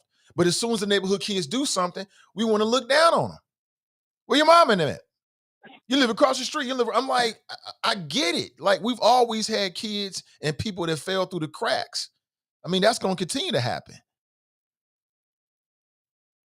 I mean, and I get it. I mean, if I know that you might be doing something wrong, and I don't say anything or notify any kind of authorities about anything, some of that responsibility is on me too. But again, I don't know what my neighbor's kid across the street is doing, and if Right. they don't mention it, I'm not, like I said, at two or We three don't o'clock in the know. morning, I'm asleep myself. You sleep yourself. It's people out there that live in our same neighborhoods and they struggling with all kind of issues, and it's gonna manifest in all kind of and potentially some really, really, really bad ways. And we have no idea. We don't have no idea till they hit the news. And then everybody want to have an opinion and start being judgmental. And I'm like, man, there's some people out there that's not living the way that we are. They don't have the same value system. They growing up in bad situations. And it produces bad outcomes in some cases. I think it's really, really sad. And we should do what we got to do to help these individuals across the board. Across the board. I agree. But see, I I think that agree. starts, I think that starts with the young. That's why I'm a big proponent of before and after school programs. But let's invest in these young folks while they're young so we can give them a better outcome. I'm a big believer that if you got a young person who feel like they can go somewhere and be somebody and produce something and create something, they're going to be less likely to do something that throws their life away. So let's invest in that. But that's you talking Um, about, but still, even in we do and people do that in the city, but even in doing that, it's going to be people to slip through the cracks. It's sad. It's a real sad situation that in some cases there ain't nothing we can do about it because you don't have no control over another person's household. You don't have no control out of how somebody is raising a kid. And in some cases, we don't even know until they hit the headlines. It's sad. it is. It It's is. really And sad. unfortunately, I'm with you on the part that I don't know. Well, I actually I kind of do. because it's to me it's the same way with politics. Everybody got their individual passion that they're whether it be abortion or the 2A amendment or who you can sleep with and marry. We let that separate us instead of coming together and saying, okay, let's get the foundation of our house together, which to me is, good education, safety on our streets, good jobs. That's the foundation of the house that we all can agree on, I think. The abortion and all that other stuff, that's paint on the walls. We can discuss that later. But at least let's get this good foundation in place and get these walls up before we start arguing about the paint. I mean, Cincinnati And that, public schools got too many schools that's failing. We got too many yeah, schools that's failing. They're not yeah, producing the outcomes that they should be. So failing schools and produce what? Failing what? Communities, failing young people. I'm not blaming anybody. and I what blame the people that pulled the trigger. That's who I blame, the individuals. And again, I don't even know if we should be blaming anybody because I don't know what really happened in this case. For all I know, right. it could be justified. It could have been self-defense, and the person just got to shooting and thought they was hitting a target and then was hitting a whole lot of other people. I don't know. It could be it wasn't self-defense. I have no idea at this point. I But mean, we I have a notion in the back of my mind, but before I know all the facts, I'm like you. I'll wait and see. Let's wait and But see. I don't think that if it was really, somebody was really defend. I don't know. If they were legally defending themselves, which even a felon can be legally defending themselves if they're in Right. danger, right? And a But felon would you probably know, run away because they don't I, want to I catch a would I would charge. I would personally think it's over a bunch of nonsense. But again, I would say most people who practice concealed carry, who legally practice concealed carry, don't do this. It just doesn't happen. Well, we know that, Anthony. We know that. It's just a numbers game, obviously. But all it takes is one. And see, nowadays, as But long again, as you don't have anything that bars you from having a weapon, anybody in Ohio can legally conceal and carry. You don't even have to right. have any knowledge of your weapon. You don't have to take no training. You don't have to do no training whatsoever. You can just take the weapon and take it with you wherever you go. That's it. But that's why I say when people throw it out there, it's because anybody can have a weapon now. It's like no, let's look at each individual situation. Look at that person. Did they have a criminal history already? Did they purchase their gun legally? Before we just start saying that, oh, it's because you can just carry a weapon without a license now. That's not. You can't assume that either. You can't assume that either. Right. Right. And Absolutely. that's all. That's all I'm saying. Yep. I feel you on that point. I feel you on So that. it was good talking to you, bro. I'll You let too, you go. Anthony. Always good to hear your voice, Yep. man. That's Anthony P right there. Appreciate him. Good morning to you, 513-873-7134. Yeah, I wish I had some breaking news to share with you or something like that. And perhaps news will break on this issue throughout the day. But if we're going to be fair about it, we don't know yet. I know that's not the most sizzle and glamorous position to take in terms of like a talk show or something like that, because you want to take a hard opinion and blame somebody, right? But I don't know. I don't know. We don't know if this person was legally carrying. We don't know if they were illegally carrying. We don't know if it was because they was getting robbed or it was some kind of old beef or a new beef. We have no idea at this point. We are all just waiting to get more information. So people that's playing the blame game, they want to blame the old, they want to blame the young, they want to blame the music, they want to blame the availability of guns. It's the new gun law, the Republicans passed. They want to blame AFTAB. Matter of fact, somebody killed AFTAB. Did you hear that? Somebody killed AFTAB. Now, we're talking about a mass shooting here in Cincinnati, but is anybody paying attention to what's happening in New Mexico, in Albuquerque? Police are searching for a shooter or shooters believed to be responsible in a string of murders around New Mexico City. Albuquerque Police Chief Harold Medina is urging the city's Muslim community to be on guard after another Muslim man was found dead on Saturday. The fourth to be killed in New Mexico City in similar circumstances since November 2021. A man named Aftab Hussein, 41, died from gunshot wounds back on July 26. Another man named Mohammed Ahmadi, 62, was shot in the back of the head on November 7th. They found him dead in a parking lot. Somebody they believe is targeting Muslims in New Mexico and taking them out the game one by one. You hear about this? Crazy, man. I'm telling you, we living in crazy times. So now the Muslim community is being asked to remain vigilant amid a series of murders. From what I'm reading, it looks as if police believe that it's like the same individual or individuals involved in this string of murders. They killed Aftab. Of course, not Aftab Puraval, but they killed a man named Aftab Hussein, who was originally from Afghanistan and got shot to death back on July 26th. I'm telling you, we ain't immune for this. This happens all over the country. Are you reading the news? It's happening all over the country. And then the politicians are like politicizing it, but that's what they do. Like the Republicans are like, look at these Democrat-ran cities, all the violence under Joe Biden. They're not really looking for a solution. They're looking to blame somebody ahead of the midterm elections, and now we're 2 years out from the presidential election, to set the table for their party to try to win. And the only people that are really concerned with solutions are the people that live in those neighborhoods, the people that have been really touched by violence, and the people that really, really, really care about it.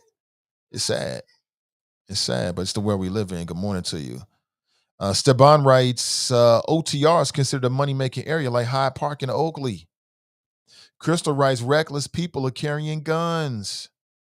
Mika writes, people are able to buy guns without a license before CCW change. We need more information why this happened before jumping to conclusions. Correctamundo.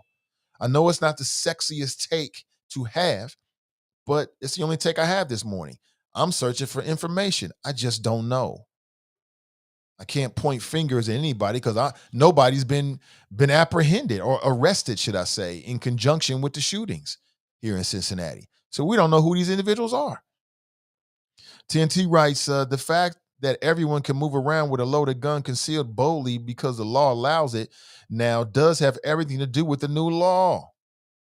Chris writes, good morning. Nat writes, the gun culture is America KKK culture. Let's change the culture, starting with the laws. Delana Howard's in the house. Good morning, Delana. Good morning, everybody. Good to see you, Delana. Brent writes, Chevy Trailblazers were not designed to kill you. Guns are. Tabitha writes, let's chop it up. Nat writes, apples and oranges. Guns are manufacturers to drive. Guns are manufacturers to kill. Sheila writes, they attack liquor laws and bars that sell liquor to drunk people. Yes, they do. Brian writes, how many people are buying Chevy Trailblazers specifically to go out and kill people with it? LaDonna writes, the AR-15 isn't the problem. The gun in and of itself isn't the problem.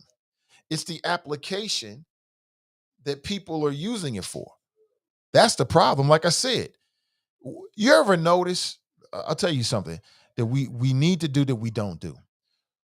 What we need to do, and see the gun manufacturers are so good about this, is that they've gotten local media to not report something, is that when there's a shooting, look at the news stories about it. Do they tell you what the gun manufacturer is, like the make of the gun is?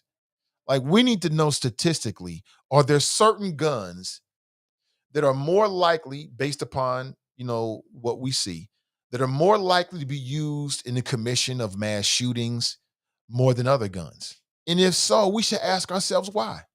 So for instance, when it comes to mass shootings, if people do an analysis and they find that overwhelmingly AR-15s are the weapon of choice of mass shooters, we should ask ourselves why. It's not to blame the damn gun, it's to try to make sense out of it. Why? Like if we, and I'm not saying this has been done or not, I believe it has been, but I don't have the facts in front of me, so I won't act like I do. But let's say we do hypothetically, we find out that AR-15s are the weapon of choice for mass shooters. The next question that we should ask ourselves is why? Why do people that want to perpetrate mass shootings keep going to this same type of weapon? There must be a reason why. And once we figure out why, we should come up with new rules, new laws to make it more difficult for them to get it. So I was talking to Anthony, and I've heard a lot of people make this argument. It's like, well, we stop this, we're going to stop that, and stop this and stop that. Yeah, but not always. Maybe. It depends. It depends. Maybe they move to the AR-16. Well, then we should take a hard look at the AR-16 and ask ourselves as a society why. And if we find out there's some questions that just don't add up, we should edit it. We should change, right? If they move to the AR-17, so far and so forth, until innocent human beings stop being the victims of these psycho sickos and they're using these weapons. Simple as that. It don't mean they're going to come after your handguns. Nobody's coming after your handguns. Unless you're going to have a high capacity handgun that's got like 100 rounds, then maybe we should look at that as well. We just can't trust humans the way we used to. And perhaps we could have never really trusted humans. We can't trust humans. You manufacture a weapon that gives you the ability to kill a lot of people in 30 seconds. That's not like a flintlock. That's not like a revolver. Now it's a weapon of mass destruction. And as we've seen, Americans, human beings, cannot be trusted in some cases with these weapons of mass destruction. It's just the ability, the likelihood, the possibility that people can be killed is just too great. It's just too great. But we live in a world now where people think that their individual rights supersede somebody else's life. That's the world we live in. We live in a world where my rights supersede your life. So my right to have a gun supersedes your life. My right to not wear a mask supersedes your life and the possibility that you might catch COVID or now monkeypox. Shall I say? I keep saying monkey paw. I don't know. Sheila writes, what does he hunt? Staban writes, like Blade mentioned on another show, the purge is real. Mika writes, because I want it, I have the right just like them. Those people have them. We need to have an even playing field. I've already told you how I approach the world. Do what you do. Mass shooting went up after the assault weapons ban expired. Facts. I believe you're right about that, Nat. LaDonna writes, thank you for your call. Speaking to Anthony, absolutely. TNT writes, you stop with guns that can kill 100 people in a minute. They can kill 100 people in 30 seconds. I agree with you. Kenny writes, why argue about guns? People been had guns. Yeah, people been had guns. You're right about that. TNT writes, you want to shoot those weapons of war, man up and join the military. How'd you sleep? Great to hear. My daughter was downtown. She said whatever they used shot off a lot of rounds. The police are saying there were 15 rounds that were fired. Black Russia's in the house. He writes, where my comrades out? The last days of the Nathan Ivey show. Absolutely. Kenny writes, this is a ball of confusion. It's war. Wake up. Nat writes, right and mass shootings went down. There is a correlation between stricter gun laws and less gun violence. I believe there is as well. The Lamidio writes, this is a dangerous nation. Correct, Amundo. Always has been, always will be. Brian writes, how are you going to say don't stereotype guns, etc.? They continually stereotype youth. Then continually stereotype youth. Right. He did do that. But I get it. And that's because people are searching for understanding. We want to blame somebody because then we can understand it. People are searching for understanding because people are afraid. People are going to be more afraid in Cincinnati for the short term. At least till the Bengals start, and then we'll be distracted and be talking about the Bengals. But this is a cycle. I keep seeing the same cycle. There's a mass shooting. People get outraged. Community get outraged. You may have people of one or both particular parties that may propose something. It doesn't pass. We go back to sleep. There's a mass shooting. People get outraged. It's just like we just keep going through this cycle over and over again. Don't you see it? Krutha writes, isn't his time up? You're wrong for that. Tori writes, don't even try to understand. Brian writes, these mythical AR-15 deer hunters are comical. I support the right to be armed, but the arguments for AR-15 and rapid-fire weapons are silly. I am happy to eliminate AR-15s if the cops can't have them either. Let's go to the phones. Good morning and welcome. Hey, good morning, Nathan. It's Nicole. How you doing? I'm doing well, Nicole. Good morning. Well, it's coming off this weekend. It's real unfortunate about what happened downtown. Was shocking to me. I just saw the news, like the breaking news on it, and like immediately just started sharing it and stuff. And I understood the mayor's position. Like you said, there's more guns than there is people in this society, and so just the mere application of just having the additional access. Like I said in the chat, more guns, more problems. And all the data says that states that have these constitutional carries and weaken gun laws, which basically is what constitutional carry is. In a nutshell, it's like a way to weaken the gun laws that were already in place, which gun laws are safeguards for protection to society. That's it. So to say you need a background check, safeguard. To say, hey, get some training, safeguard. Concealed carry. You can have it, just have a permit so we can keep track of it. Safeguard.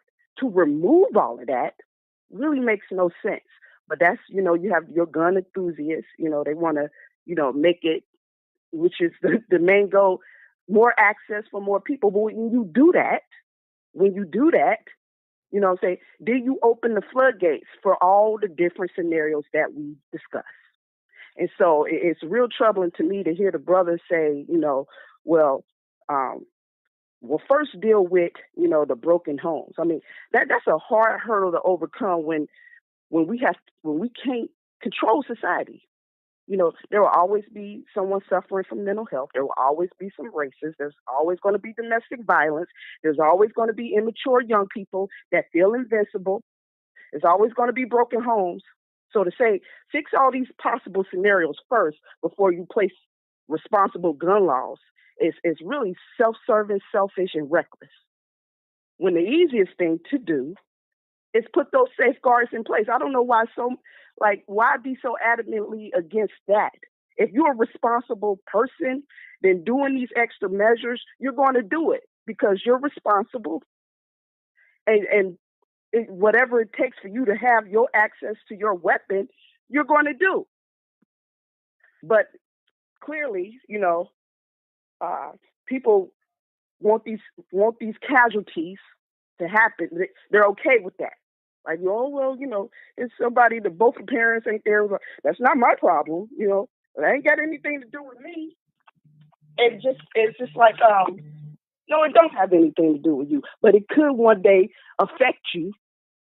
It could one day come knocking at your door. I'm sure those people downtown was having a good time, had no expectations that they were going to be shot and injured by a gun. I'm sure the children in Uvalde had all the expectations to enjoy this past summer.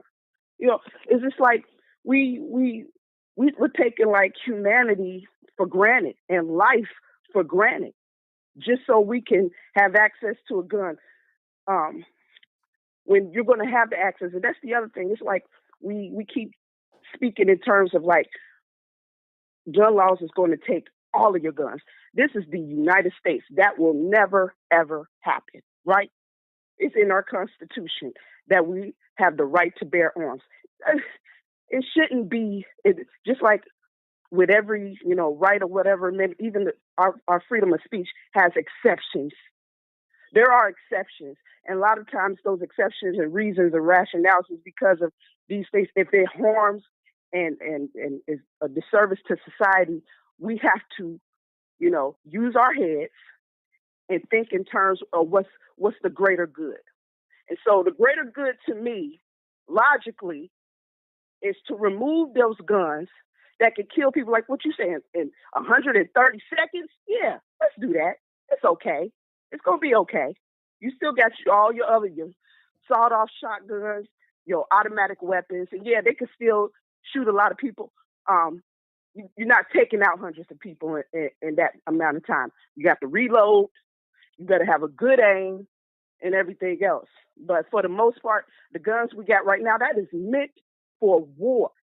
And if you've been in the service and you've actually been in war, you know what that is. And most people who have been through that, they are post-traumatic stress. That's a lot of guns, bullets flying everywhere. It's too much to be dealing with. Like, you know what I'm saying? They may have those guns, put up in storage, but they ain't trying to mess with that like on a daily basis. People playing with this like it's a video game. You know what I mean? They ain't even taking how serious. And it's just troubling to me because I would pray you would never be at the other end of a weapon like that. Because that type of gun burns, it rips people apart. It rips people apart.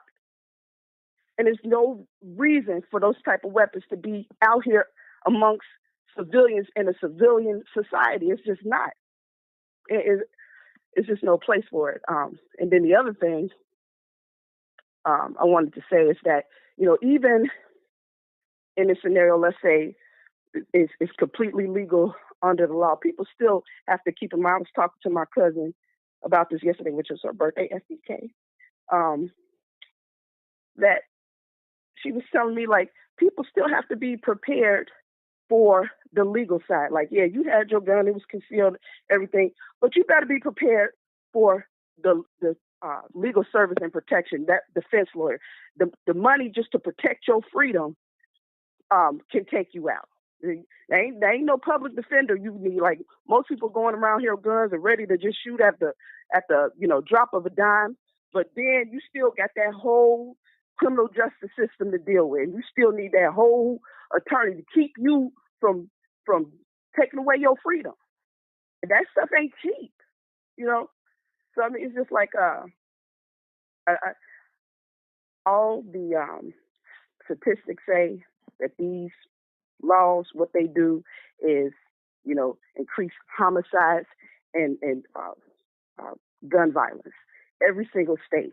And Mississippi is one of the worst states, has the highest homicide and gun violence. And ain't even just, and it's the double homicides, like the boyfriend might shoot his girlfriend, the family, and then shoot himself. And the suicides, that increases a bunch. So you take a situation where now, you didn't have as many guns because people knew, okay, they're going to find out this is in my background, blah, blah, blah, or whatever, mental health, or it may challenge me, or they just don't even want to go through the whole thing.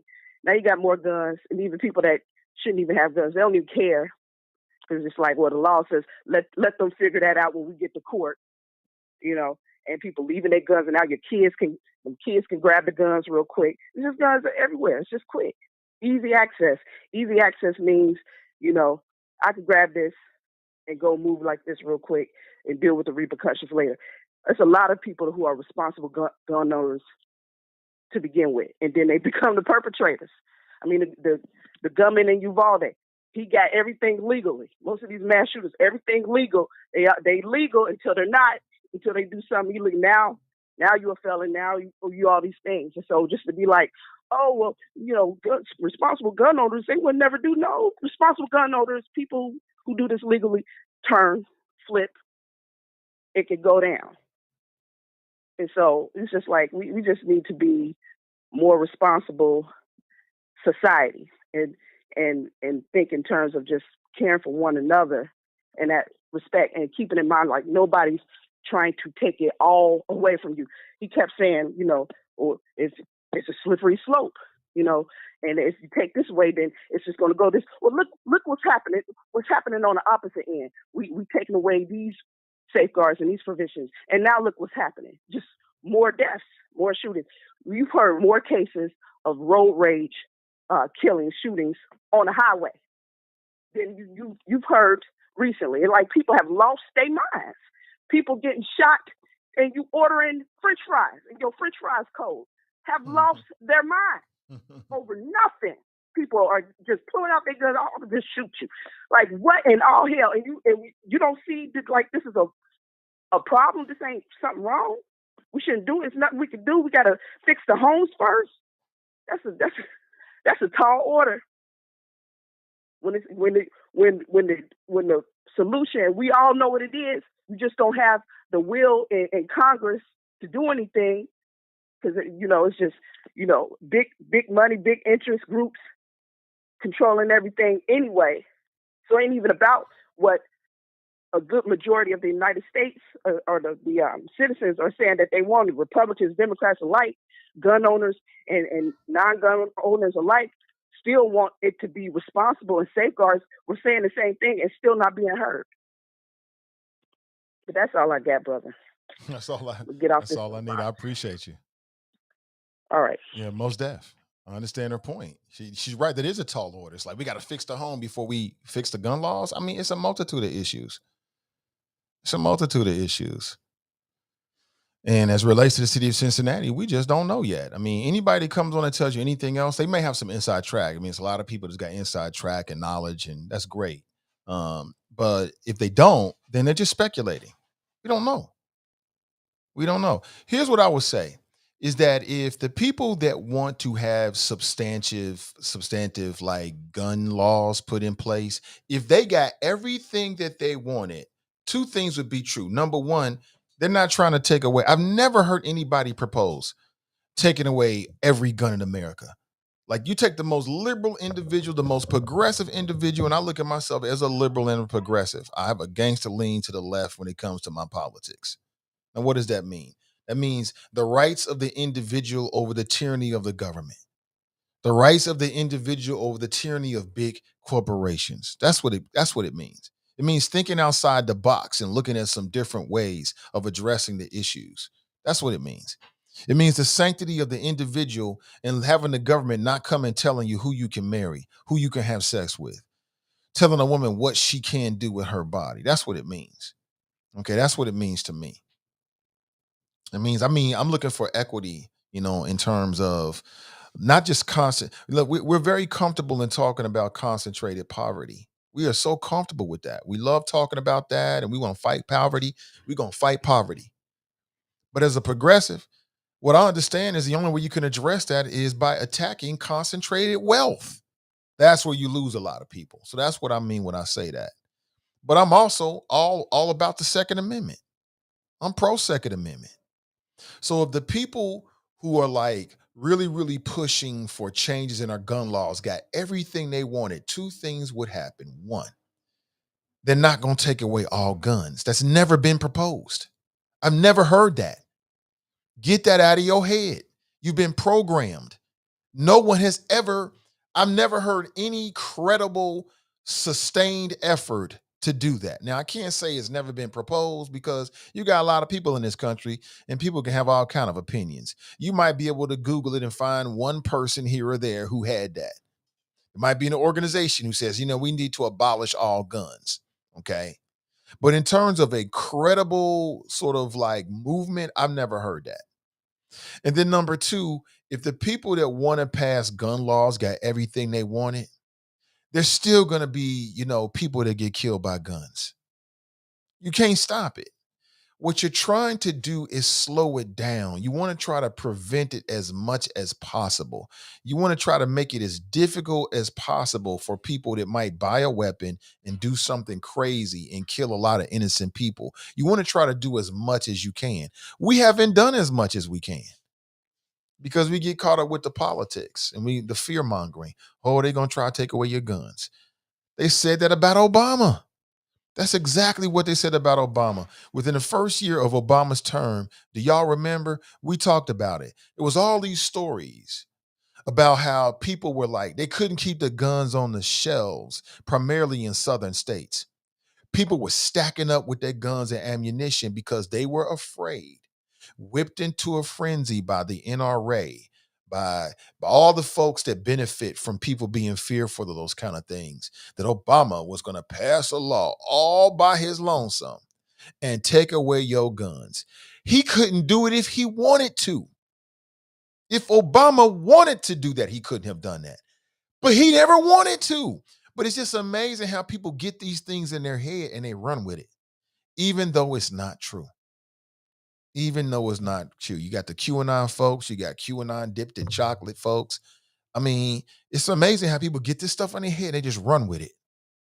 And there's no basis to it whatsoever. So that's the reality. And then I hear this all the time from like Republican congressmen and women and senators. They'll say, well, that's not going to stop killings. Well, nothing's going to stop it. Nothing's going to stop people being killed by gun violence short of a national ban and confiscation of all guns. And that's never going to happen. Not under the existing paradigm. It's just not going to happen. Nobody has the will for that. Democrat, Republican, black, white, rich, poor. Nobody's talking about that. But those kind of things get in the way of us doing something. It's unfortunate. But good morning to you. Let me take a quick break. We'll come right back. 513-873-7134. Again, today's show is brought to you by the folks at the Greater Cincinnati Realist Association. As you can see right there, that is their flyer. There's a link in today's description. And oh, by the way, we might have some people out there. Maybe you're trying to get the word out about an event or perhaps your business. You want to get some visibility. Boom, we can give you visibility right there on the Nathan Ivey Show. Live, local, and vocal. All right. We reach thousands of folks every single show. Good morning to you. And we'll be right back. Don't go anywhere. Don't go anywhere. All right. Get ready. When we come back, another hot topic. Don't go anywhere.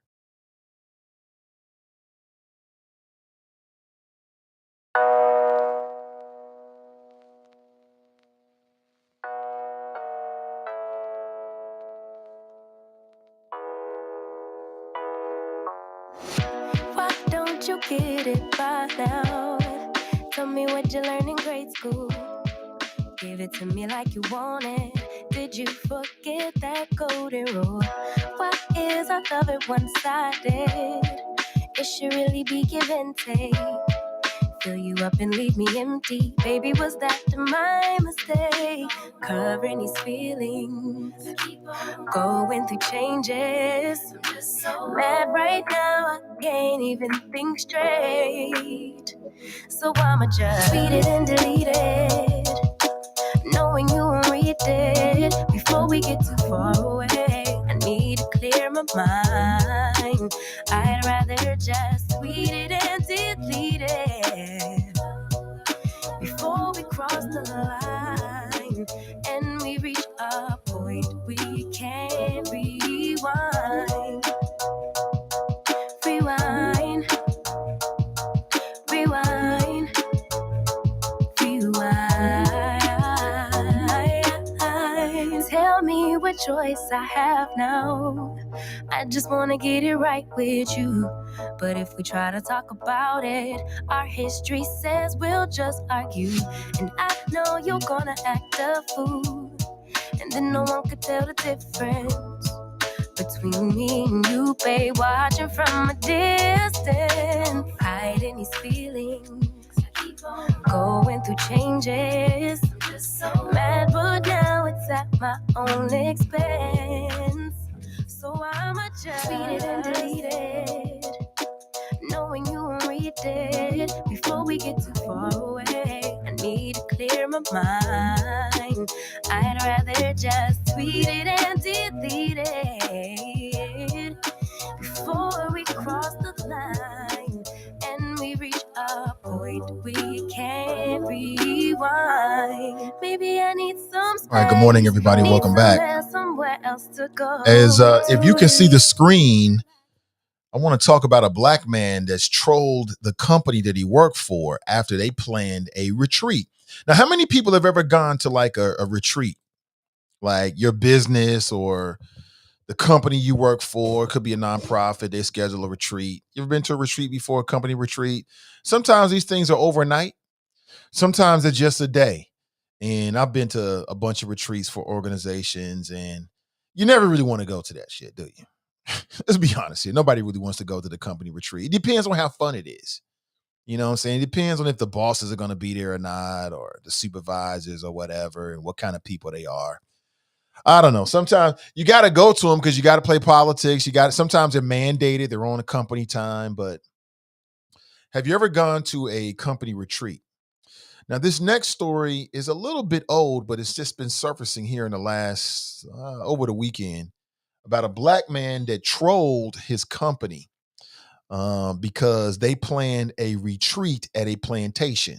As the story goes, they told everybody to dress appropriate for the time, for the era, and they went to a plantation retreat. And everybody dressed up for the era. So he decided, he's the only black man at the company.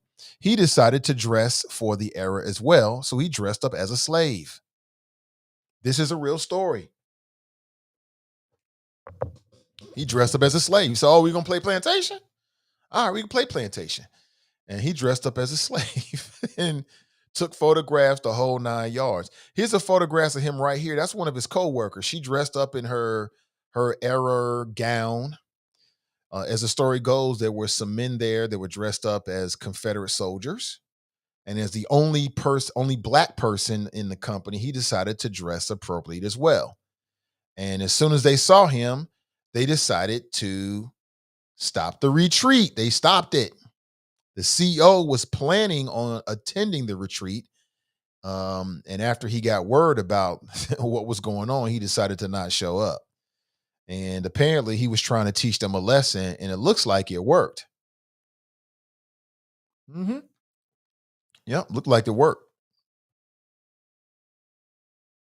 And I love this man's sense of humor, man, quite honestly. Yeah, I love this sense of humor. He taught him a lesson without even really saying anything to him. And I thought it was great. I wanted to share this with you this morning. Oh my God. Like, what kind of company culture is that? Were you plan a company retreat at a plantation? I don't want to do that. Oh, yeah. As the story goes, he actually was not fired. Now, again, as the story's a little bit old, I believe this came from 2015, but it's just surfacing right now. Look at that. Great sense of humor, man. Sometimes you just got to laugh at the world. Good morning to you. Sometimes you just got to laugh at the world. I know, crazy, right?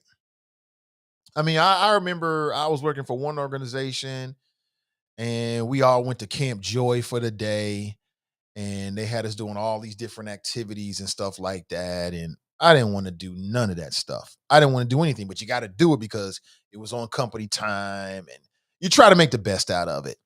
And I remember one time I did a company retreat and we had to go on the zip line, which was hilarious. I had a lot of fun with that because people would be so afraid of heights that knees be knocking up there. Yeah, is it Camp Joy? Nah, nah, nah. What's the campsite over in Kentucky? Somebody help me out. Help me out. Over in northern Kentucky is actually pretty dope, actually. I believe it's a YMCA camp. Camp Ernst. Camp Ernst. Anybody ever been to Camp Ernst? Camp Ernst is dope. Camp Ernst is dope. From a kid perspective, it is worth your time. They got a lake over there. They got these big slides. I mean, I think they got horses. They got woods to explore. But they also have these zip lines. They got zip line courses. Anybody ever did a zip line course? I love zip line courses. They are so much fun. And the funnest part about, see, that's how I knew that Medium Buddha, back when she was little Buddha, was a G. I knew two things about her. And as I told you, I used to work for the YMCA. And whoever thought I'd be working with kids, right? Woo, man, you talk about hard work. But we took the kids over to Camp Ernst one year, and at that point, my daughter was in a summer camp. You run a summer camp, you're a summer camp director. I put her in my summer camp. It saved us some money. Plus, you know me, I made sure the kids did everything. They had a great time. Had a great time. So we go to Camp Ernst. They got these zip lines, right? Little Buddha was with us. She was like 7, 8. She was young. She was like my son age. And so one by one, the kids walked up. It's about 2 stories high, maybe, yeah, about 2 stories high, good 20, 30 feet up in the air.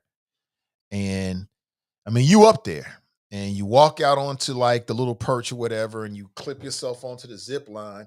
And then you zip lined about, I don't know, it was about 50 feet. And all the kids be shaking. Everybody, it was hilarious. Staff, nobody on staff wanted to do it. Of course, I was a summer camp director. I had to do it. And that's when I knew 2 things about Medium Buddha. I knew that she trusted me, and I knew she had what she needed inside of her, because she was scared out of her mind, y'all. She was terrified. I don't know why that was so funny to me. She was terrified. I was like, "You got this. You got this. Do it. Do it. Do it." And it was all an exercise about stepping outside your comfort zone and things like that. You don't pressure people like that, so I didn't pressure her. But she know her father, and I was trying not to give her any like disappointing looks or anything. She was up there shaking, holding on.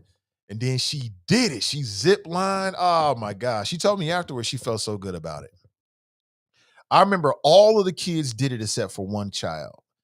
It was a little black girl. I felt so bad for her because, all the kids did it and they're talking about it. And then when you do something like that and you're afraid and you do it anyway, you feel a good sense of you feel good about yourself inside. Like, yeah, I did it. I just felt so bad for her. I remember driving back on the bus and I looked at her and she was kind of looking around. And kids try to act like stuff don't matter, but I'm like, it matters. But it was a good time. So I did that. With my colleagues, and it was fun. One by one, we went up there and did the zip line. It was cool. Those are the kind of retreats. I don't even know how reactive they said some shit. Like this happened, I believe, in the state of Alabama, if the story is correct from the information I pulled about it. So maybe just like a Southern thing to do. Like they want to go play Plantation and dress up like it's the 1800s or something like that. I don't know. But I love the way this dude dealt with it, man. I love the way he dealt with it. He's like, oh, y'all want to play? Y'all want to play slave era? Okay, we can play slave era. Oh, that's what we doing now? Okay. Boom. Eyes here, boss. And apparently it made everybody uncomfortable, right? Look right here. It made everybody uncomfortable. They don't want to play slave anymore. They don't want to play plantation. You don't want to be antebellum anymore? Anybody seen that movie Antebellum? It's worth your time. Wait for it. It's a slow burn, but wait for it. It's worth your time. Check it out. Good morning. Anybody seen that story? Good morning to you. 513-873-7134. Joe writes, Camp Joy has a slavery simulation activity where it's set up like a plantation. Really? I went to Camp Joy for 2 weeks. I was gone for 2 weeks. I bet my mother was happy. You know what I'm saying? She had an empty nest for 2 weeks, but I bet she was terrified as well. At that point, I was our only child. Remember 2 weeks, man, we had a great time. I had a summer camp counselor that used to eat spiders. Yeah. Yeah, he would like, for whatever, I forget where Camp Joy was, but they had a whole bunch of daddy long legs, and he would pick them up, kick off the legs, pop it in his mouth like it was like a Skittle or something. I was like, that's nasty. Ugh. You want to try? Hell no, I want to try that, man. When is lunch? I want some pizza. I want some corn dogs. Some damn spiders. Jenny writes, yes, we've been to Camp Ernst, but just to get some walking in. Camp Ernst is super fun for children. Super fun. It's also, they do retreats for like, let's say, you're a business or whatever, and you're trying to do like some team building exercises. They do that as well. Lots of fun. Timothy writes, plantations are just place where people live and work, not necessarily a bad word in of itself. Huh? They was just used to keep free people enslaved that really didn't have anywhere to go. Right, Timothy, right. Right. Anthony writes, will you ever go parachuting, Nate? That is on my bucket list of things to do. I absolutely will. And if the parachute fails, then I die. We all gonna die sometime. Yeah, but I absolutely would go parachuting. Absolutely. And I got a thing for heights. Like when I'm like up high, I can feel it in my testicles. You know what I'm saying? You like that? I can just feel these little butterflies in my testicles. Not a good feeling, but yeah, I would definitely do it. I would definitely do it 100%. I want to do it by myself. I don't want no damn instructor. I want to go by myself. I'm like, nah, I do it by myself. If I hit the ground, I hit the ground. Damn it, we gonna hit the ground at some point anyway. That'll be dope. Anybody did parachuting? That would be super fun. Angela writes, my daughter just did a zip line this weekend. My daughter says she was shaking like a leaf when it was over. My poor grandbaby was so scared. That's a great thing because she did it anyway. See, courage is not the absence of fear. Courage is feeling the fear and doing it anyway. And we need to teach our kids at a young age. I was so proud of Medium Buddha. So proud of her. I was so proud of all the kids because they was up there. It was only a few kids like, here, let's go. Some kids don't care. Like, yeah, I'll do this zip line. Be 100 feet up in the air. Oh, this weed. They be laughing the whole way down because that's how kids are. And then, some kids are like, I ain't feeling it. Kenny writes, what a slap in the face. Absolutely. Dale writes, I saw Antebellum. Interesting movie. Yes, it is. Yes, it is. I went to Camp Campbell Garden High School. I've heard about that. Yeah, I've heard about that. Osis writes, breaking news. What's this, Osis? Ex-President Donald Trump sent a strong message to President. Okay, I'll check that out. Yeah, Crystal writes, hail to the no, Nathan. I'm scared to death, but zip lines are really fun. Marisha writes, I did a tandem skydive and it was awesome. Yeah, it looks like a lot of fun. I would probably start with a tandem one just to learn the ropes, but I want to do it by myself. I got a friend who is getting her pilot's license right now. She showed me the picture. She is becoming a pilot, and I thought it was the dopest thing ever. I'm like, wow, that is so cool. You know what I'm saying? That's so cool. Black female. She wants to be an airline pilot, but she's going to start with like the smaller planes, and she's going through flight school right now. She asked me would I go up with her. I said, yeah, I'll go up with you. I mean, hell, goddamn it, you don't live forever. You don't live forever. Didi writes, or they can be scarred for life. Now my daughter will not do anything adventurous since doing something scary like that. She has been terrified of anything off the ground. Yeah, that's the other side of it, Didi. That's right. Charlie Wimber is in the house. What's up, Charlie Wimber? And he writes, good morning, Monday morning winners. Absolutely. Winners focus on winning. And losers are always focused about what other people are doing. Just focus on you. Let's focus on you. I saw everybody knows Fast Pitch, right? Shout out to Fast Pitch. She posted something that I commented on last week. She was like, well, just because somebody's doing the same thing you are doesn't mean they're competing with her. And she's right about that. She's absolutely right about that. But sometimes people are competing with you. But it doesn't really matter what other people's motivations are. It only matters what you're doing.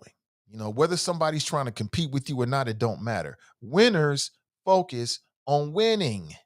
Focus on your goal. That's all that really matters. What somebody else's motivation is doesn't really matter to you, or should I say to me. Just do you. Just run your race. Put those blinders on and just do you. Good morning to you. So I understood her point, but I'm like, well, what other people think don't really matter. Dark Brandon. I understand that. Anthony writes, did it in the military, Nate. Only thing it has had to be moved to a ground unit after shattering my right ankle. Still have a metal plate, 6 screws, 2 pins, and wire in it, bro. It was a good times, though. Beautiful up there. Really? You shattered your ankle? Wow. Glad you okay, man. Wow. That is deep. Don't tell me that. Wow. I mean, so you come down so fast you can shatter your ankle. I thought that the parachute, made it a nice gentle landing. But again, I've never did it before, so I have no idea. Damn, really? Not good. Mika writes, y'all giving me heart palpitations just reading your comments. On some levels, me too. On some levels, me too. Let's say this. No one is safe in the new America. Safety is an illusion. You're not even really safe in your homes. There's only so much the politicians can do. There's only so much that Avtab Pureval can do. I know he's the mayor, and you're going to have cynical people that's going to try to put a lot of pressure on him, and he's responsible for everything that happens in the city. I think that's unfair. Whether it be Avtab Pureval or any president or any mayor. You on your way out, bro? I love you. Have a great day. Did you comb your hair? Okay, the comb is right in there. And Daddy, can you do the sleeves? where are we trying to do? Like this? Why are you wearing a coat? Okay, your mother's calling. I heard his mother call TJ. He ran off. He was like, "Ooh, what'd I do?" My daughter jumps in 30 feet deep blue holes. I can't swim at all, but she didn't find out until she was older. I put her in water at 6 months old just for that reason. Is that right? Okay. Interesting. I want to talk about Beyonce for a little while. I want to talk about Beyonce and Khalees just a little bit. I talk about people, politics, and pleasure, y'all. So just bear with me. You might be like, there's so many more important things to talk about. You're probably right. You're probably right. But I'm going to do it anyway. I want to talk about Beyonce and Khalees because there's a lesson here. So Beyonce has this new album out is it called Renaissance? I have not heard any of it. Haven't heard any of her new album, so I really can't speak on the album itself. But I did see the video that Khalees put out. So apparently Beyonce used parts of a song called Milkshake. I believe that was Khalees's first track. That was her number one track. My milkshake bring the boys to the yard, something like that. It's better than yours, something like that. And, you know, I was a Khalees fan. I'm like, damn, I want to see what that milkshake tastes like. What that tastes like. Damn, the milkshake? Better than yours? Okay, bring all the boys to the yard. I was with the business. So I'm very aware of the song and all that kind of stuff. And apparently Khalees and Beyonce is like one of the biggest names in the world right now. She might be bigger than Michael Jackson was. With internet and social media, she is huge.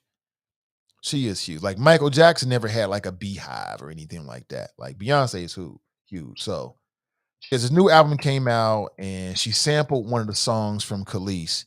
And Khalees decided that she was going to go on Instagram and do a video about it. She did this whole video. I watched most of it. I might have missed just like a minute here or two at the very end. She did this whole video in which she was criticizing. She was showing her emotions about how Beyonce didn't call her. She should have called me. She talked about Pharrell. What's interesting, man? She said that Pharrell fleeced her. She said that Pharrell fleeced her. She said, she signed over a lot of the ownership and then the ability to make money on some of her songs because she was young and she was an artist and she just wanted to, when you're an artist and you're young in the game and somebody come to you and say, look, I believe in you and I want to work with you, the tendency is to just do whatever you got to do. We hear this over and over again from artists, male and female, across genres, who say that they got into a bad deal. And then they'll explain it by saying, look, I just wanted to be on. And I can understand that. Now, you're a young artist. You just want to get on. You want to get on with somebody. Somebody come to you and say, look, sign here. I'm going to give you a little bit of a bonus up front. I'm going to make you a star. A lot of people going to go with it. And in some cases, they don't even read the damn contract. They just sign it. A lot of artists do that because, they're desperate for recognition. They're desperate to get on. And I didn't know that, but Khalees, that Milkshake, a lot of her biggest songs, she don't even own them, y'all. That's sad. Apparently, Pharrell owns it. So she had to own a big old issue with Pharrell. So she does this video. She makes a big deal about it. Beyonce responds by removing her track and removing her songwriting credits from her song. Matter of fact, I think she ended up doing something with Madonna. And so now people are going back to Khalees like, damn, now you going back to obscurity. Now you're irrelevant again. And Khalees was like, well, nobody's crying over here. I mean, that's literally what she wrote. Nobody's crying over here, which I get. I understand it. I understand. I feel it.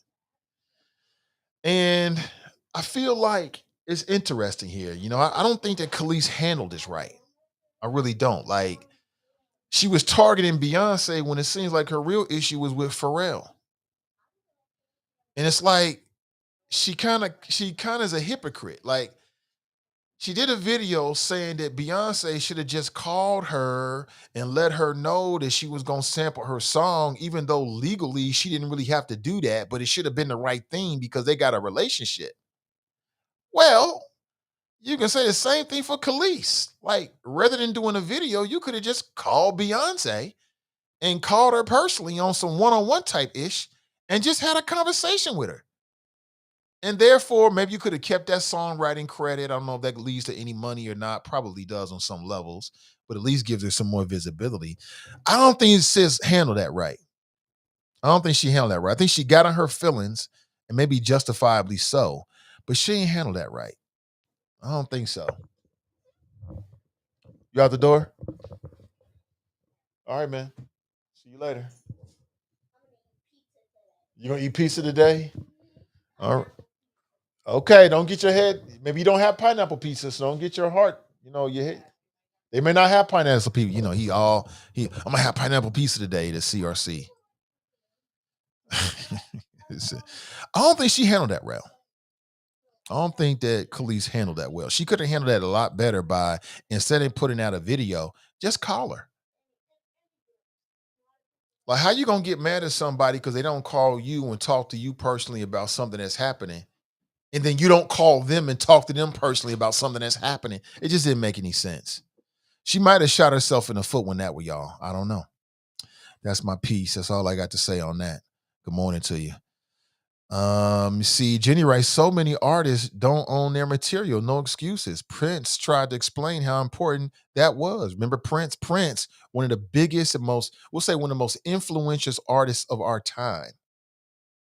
He got into this whole contract dispute with his record label. That's why he changed his name to the artist formerly known as Prince. He was just known as a symbol, which was like some dope ass ish to do. Like, whoever thought of that?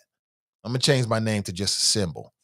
And on some level, he was doing that to try to troll and get back at the record label that has signed him to a contract, and it was just really one-sided. But you see that over and over and over and over again with these artists, man. They just get fleeced. Some of the biggest artists and influential artists that you know of your time probably don't even own their own music. Crazy. It's crazy. But that's how the game is played. Like, it's all about exploitation. Like, if the record companies paid these artists what they were worth, they wouldn't make all the money off the artists. That's how the game is played. Kenny writes, them masters are so important. Absolutely. Well, good morning to you. Maurice writes, Khalees didn't have songwriter or produce credits rights. Beyonce added her name as a songwriter, which would have given her money. Right. That's how I understand it as well. And she shot herself in the foot over what? It sounds like her real issue was with Pharrell, not Beyonce. And Beyonce just got it because she was there. She was low hanging fruit. But Khalees handled that wrong. Not everything needs to be put on damn Instagram. Not every gripe needs to be put on Facebook. It depends. Kevin writes, that was a stretch, bro. MJ was global before www existed, before the internet. I'm just saying. I ain't taking nothing away from MJ. I'm just saying. But you're right about that. Facebook user writes, Khalees didn't learn from her ex mistake. Nas once had the same beef with Jay-Z, LOL. Dan, you brought up Nas, and it reminded me that Khalees said that Nas got physical with her, was like physically abusing her.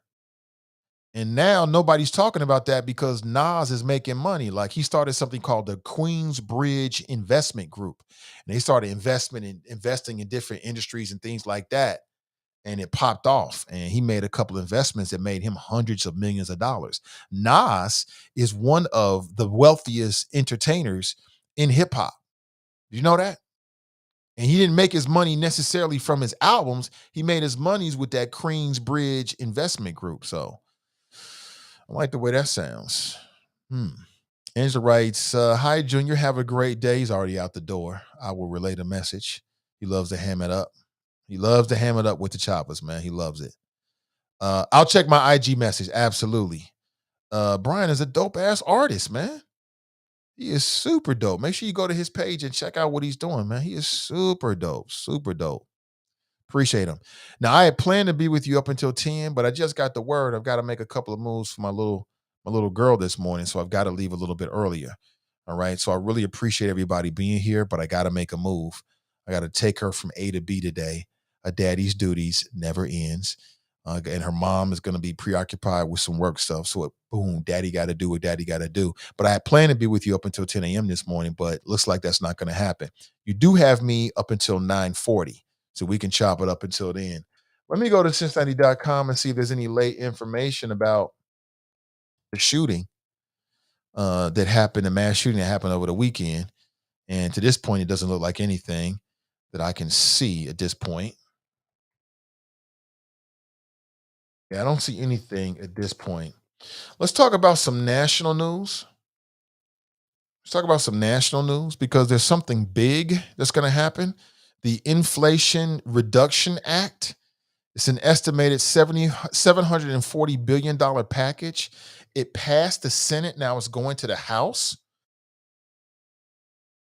And all indications are that the biggest hurdle was in the U.S. Senate. So it looks like this is going to pass. This will be a feather in Joe Biden's cap. And this is going to have an impact in some ways that that perhaps you might be able to feel. You know what I'm saying? It was a 50-50 vote on in the U.S. Senate, it looks like.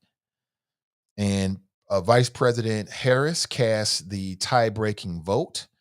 So it's going to go forward, 50-50 split. It's a damn shame these politicians can't come together on anything, but it's a winner-take-all mentality right now with the Republican Party. So they're going to do everything they can to make sure that Biden doesn't have any victories. Doesn't matter what's best for the country. It is what it is.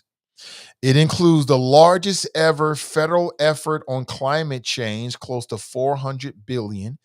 It caps out-of-pocket drug costs for seniors on Medicare to $2,000 a year. It extends expiring subsidies that will help about 13 million people afford health insurance. It's going to raise corporate taxes, right? And it's less than the Build Back Better idea that Biden first floated out, but he couldn't get enough support from even members of his own party. And it looks like again, just knowing the makeup of the House of Representatives, it looks like this is going to pass. So you hear more about this, and we'll see what it actually does to the lives of real people. We'll see. But that's the big news on the national front. Looks like Biden's doing something. I don't know. We'll find out. Is it enough? I don't know. We'll find out.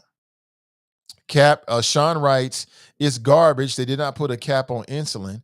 Well, Sean, that's your opinion. You're welcome to it. But I would say that you're right. They didn't put a cap on insulin because they couldn't get the Senate. They couldn't get that passed. You know what I'm saying? They couldn't get it passed. Does that mean the whole thing is garbage? I don't think that's fair, but to each their own. We can always agree to disagree. It is what it is. Pick something from the collection. Okay. Yeah, check out Brian on Instagram, on Facebook, and check out what he's doing. Angela writes, investing and building wealth is where it's at. That's interesting because somebody posted a really interesting video in the Friends page. I want to play this video for you. And then I want you to tell me whether you think that this makes sense or not.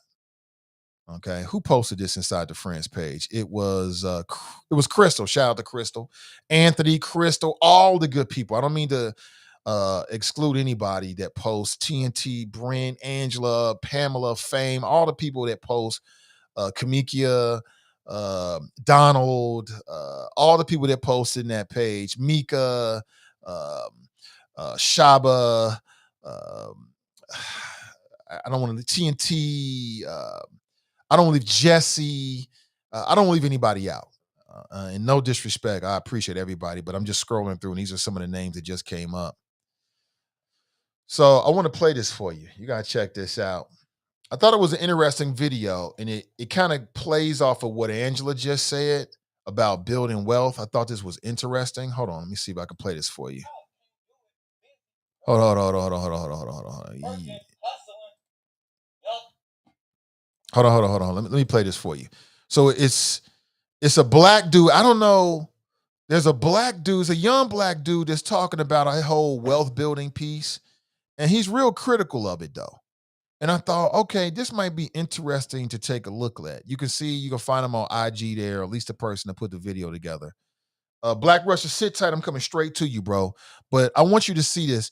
Check out this video and tell me whether you agree with this dude. Check this out. I don't want to be the one that have to always say this shit to y'all. Everybody not gonna be a boss. Everybody not gonna own a business. Everybody not gonna be an entrepreneur. Y'all lads really be out here always spreading that like it's some shit that's easy to achieve. Facts. You could be your own boss, you could be your own entrepreneur, making it seem like that's the way to escape all bills and problems and regular shit in life. It's not. Most of y'all not even good workers, not even good employees. How the fuck you gonna run a company? Most of y'all too damn lazy and can't even fucking put in the type of work it takes to be a boss. You don't even have the kind of work ethic it requires to be a damn entrepreneur. You put watching TV, chilling, kicking back on your phone, scrolling, partying, smoking, drinking, sleeping, over hustling for some shit you want. That ain't how it go. Motherfucking bosses, people that run businesses and companies work harder than the damn employees. You think 40 hours a week a lot? Imagine working 60 plus hours a week, taking your work home. Motherfuckers be ending their relationships and their marriages and relationships with their families over their business. Just so they can be successful. You ain't ready for that. You too damn nice to even be a damn boss. You ain't got the guts it take. You know, when I was fucking nice, I was broke as fuck. And watching everybody still be mean to me. Nah, I'm good. I ain't got it. I can't do it. And I'm still trying to be this kind-hearted, wholehearted person. Broke as fuck. Facts. You got to be able to tell your mama, sister, brother, cousins, aunties, no. Even your kids sometimes. Even your spouse can't do it. Busy, working, hustling. Y'all think y'all gonna just go sit behind a goddamn computer, put your name on something, and the fucking internet gonna do everything for y'all. Y'all ain't got no person-to-person skills, no people skills, scared to go door-to-door, scared to do hand-to-hand. Y'all ass ain't even out here being fucking physical in the real world, and you think you finna have a business take off? Everybody doing the same shit. It ain't never occurred to y'all that maybe the company making it seem like you can blow up off this shit just so you can buy more press and print t-shirt machines? Y'all ain't even ready for that kind of cutthroat ass industry. Being your own boss. The more people at the bottom, the richer they get. Some of y'all need to go get a craft, make a career out of being independent contractors or some shit like that. Get you a trade, a skill. But that owning your own business, that shit ain't for everybody.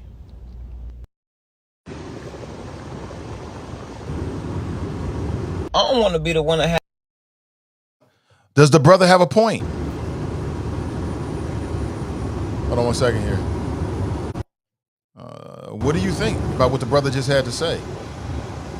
Okie dokie, if I can get in this. All right, great. I think I got it now. So, dude just went in. Did he pop your bubble?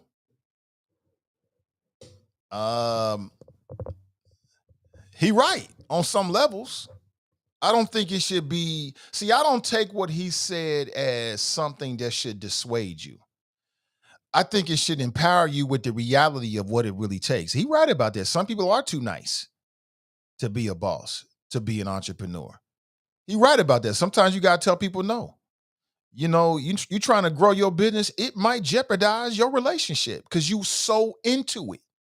You so into it that you neglecting, at least temporarily, everything else. He right about that.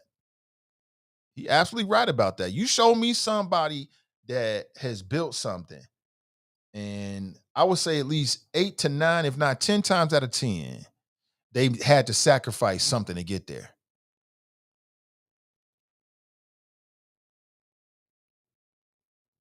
I don't know. What do you think? I think he might be waking some people up. Everybody ain't gonna be a boss. Everybody want to be a boss these days. Boss B, boss B. Where my boss B's at? What makes you a boss B? Cause you got on some ripped jeans and you twerking? Cause you got a hot song out. You got one single out. Now you a boss B? Everybody want to be a boss these days. Now I'm with the entrepreneurial hustle. But I bet if you went and go talk with the people over at Mortar, part of what they do is they kind of weed out and help people with their ideas. Like, just because you got an idea don't mean it'll turn into a business. I think they're right about that. I think the brother was spot on, and that's his opinion, so he's entitled to it. I don't think you should say, and by agreeing with him, I'm not trying to dissuade anybody, but I thought the brother was on point with a lot of what he had to say. You know what I'm saying? Jerome writes, everybody want free shit. He right about that. You will. Can you? I get that from time to time. Can you just talk about this on your show? I'm like, well, I get paid to talk about and promote things on this show. This ain't no freebie enterprise. But I've worked out a way so I can give back to the community on a regular basis. You know what I'm saying? Kevin writes, the delivery was sharp, but the point was made. Absolutely. Brian writes, that's why I keep a day job. My day job is my capital. Kathy's flex. She it sounds like she's saying all facts. Mika writes, yes, he absolutely does. This ain't easy and not for the faint of heart. Eddie, he says some of y'all ain't even good employees. How you gonna be a good boss? That's facts on facts on facts. Fact, you can't follow how you gonna lead. Crystal writes, hell yeah, he definitely on point. I've been doing this for over 20 years. I only get about 3 hours of sleep. I go without so much. Right. Being an entrepreneur, it means sacrifice. He says something that I think some people struggle with, and that is telling people close to you no. Do you have it in you to tell people close to you no? Can you tell your mama no? Can you tell your spouse no? Can you tell your brother and them no? Can you tell your best friend no? You're going to have to. Kenny writes, the truth hurts. Didi writes, I think he is right if it is your own business in the sense that it is your only income, but if it's only a side hustle, you don't have to be as dedicated as he speaks. The issue is people don't separate side business from main business. I think, I hear what you're saying, but I think for a side hustle to work, unless you just get lucky, but for a side hustle to work, you got to put a lot into it. It's got to be everything to you. It's got to be everything. Let me see. TNT writes, good morning. Tabitha writes, you sold t-shirts, now you a boss. Everybody want to be a boss so they can go back to Instagram and flex. I mean, I just get tired of seeing that, to be honest with you. I'm so tired of people showing off the shit they got. I'm happy for you. That's great. That's a beautiful thing. But everybody want to flex. King flex, queen flex. I think it's just some part of human beings. That's just who we are. I mean, ain't no sense of me even criticizing it because it ain't going nowhere. It ain't going nowhere. That's what people do. That's what people do. People can't wait to show their car or their house or their boat or, their new Jordans, their rare Jordans. What's the use of having some shit if you can't flex about it? And then people, it's kind of like, because people have these things, it's kind of like that legitimizes everything else they said, right? Well, because I got that, I must be telling the truth about everything else, right? That's the world we live in. You know what I'm saying? I get it. Everybody want to flex. My husband been saying he want a food truck and his ass can't cook. He gonna tell me I can do all the cooking. Yeah, right. He said it's his dream. I said, how you can have a food truck when you can't cook? I told him his dream, not mine. And that's not easy. And that's not easy to do. I'm just saying.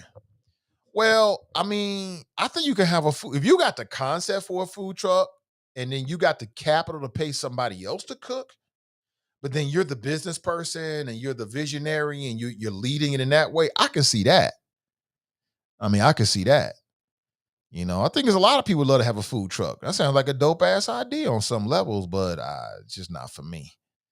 Daryl writes, he just saying it takes hard work, focus, perseverance, grit, and listening skills. It's not easy. As a person, I work with their businesses. They said it was like pledging 10 times 100. It can be. Absolutely.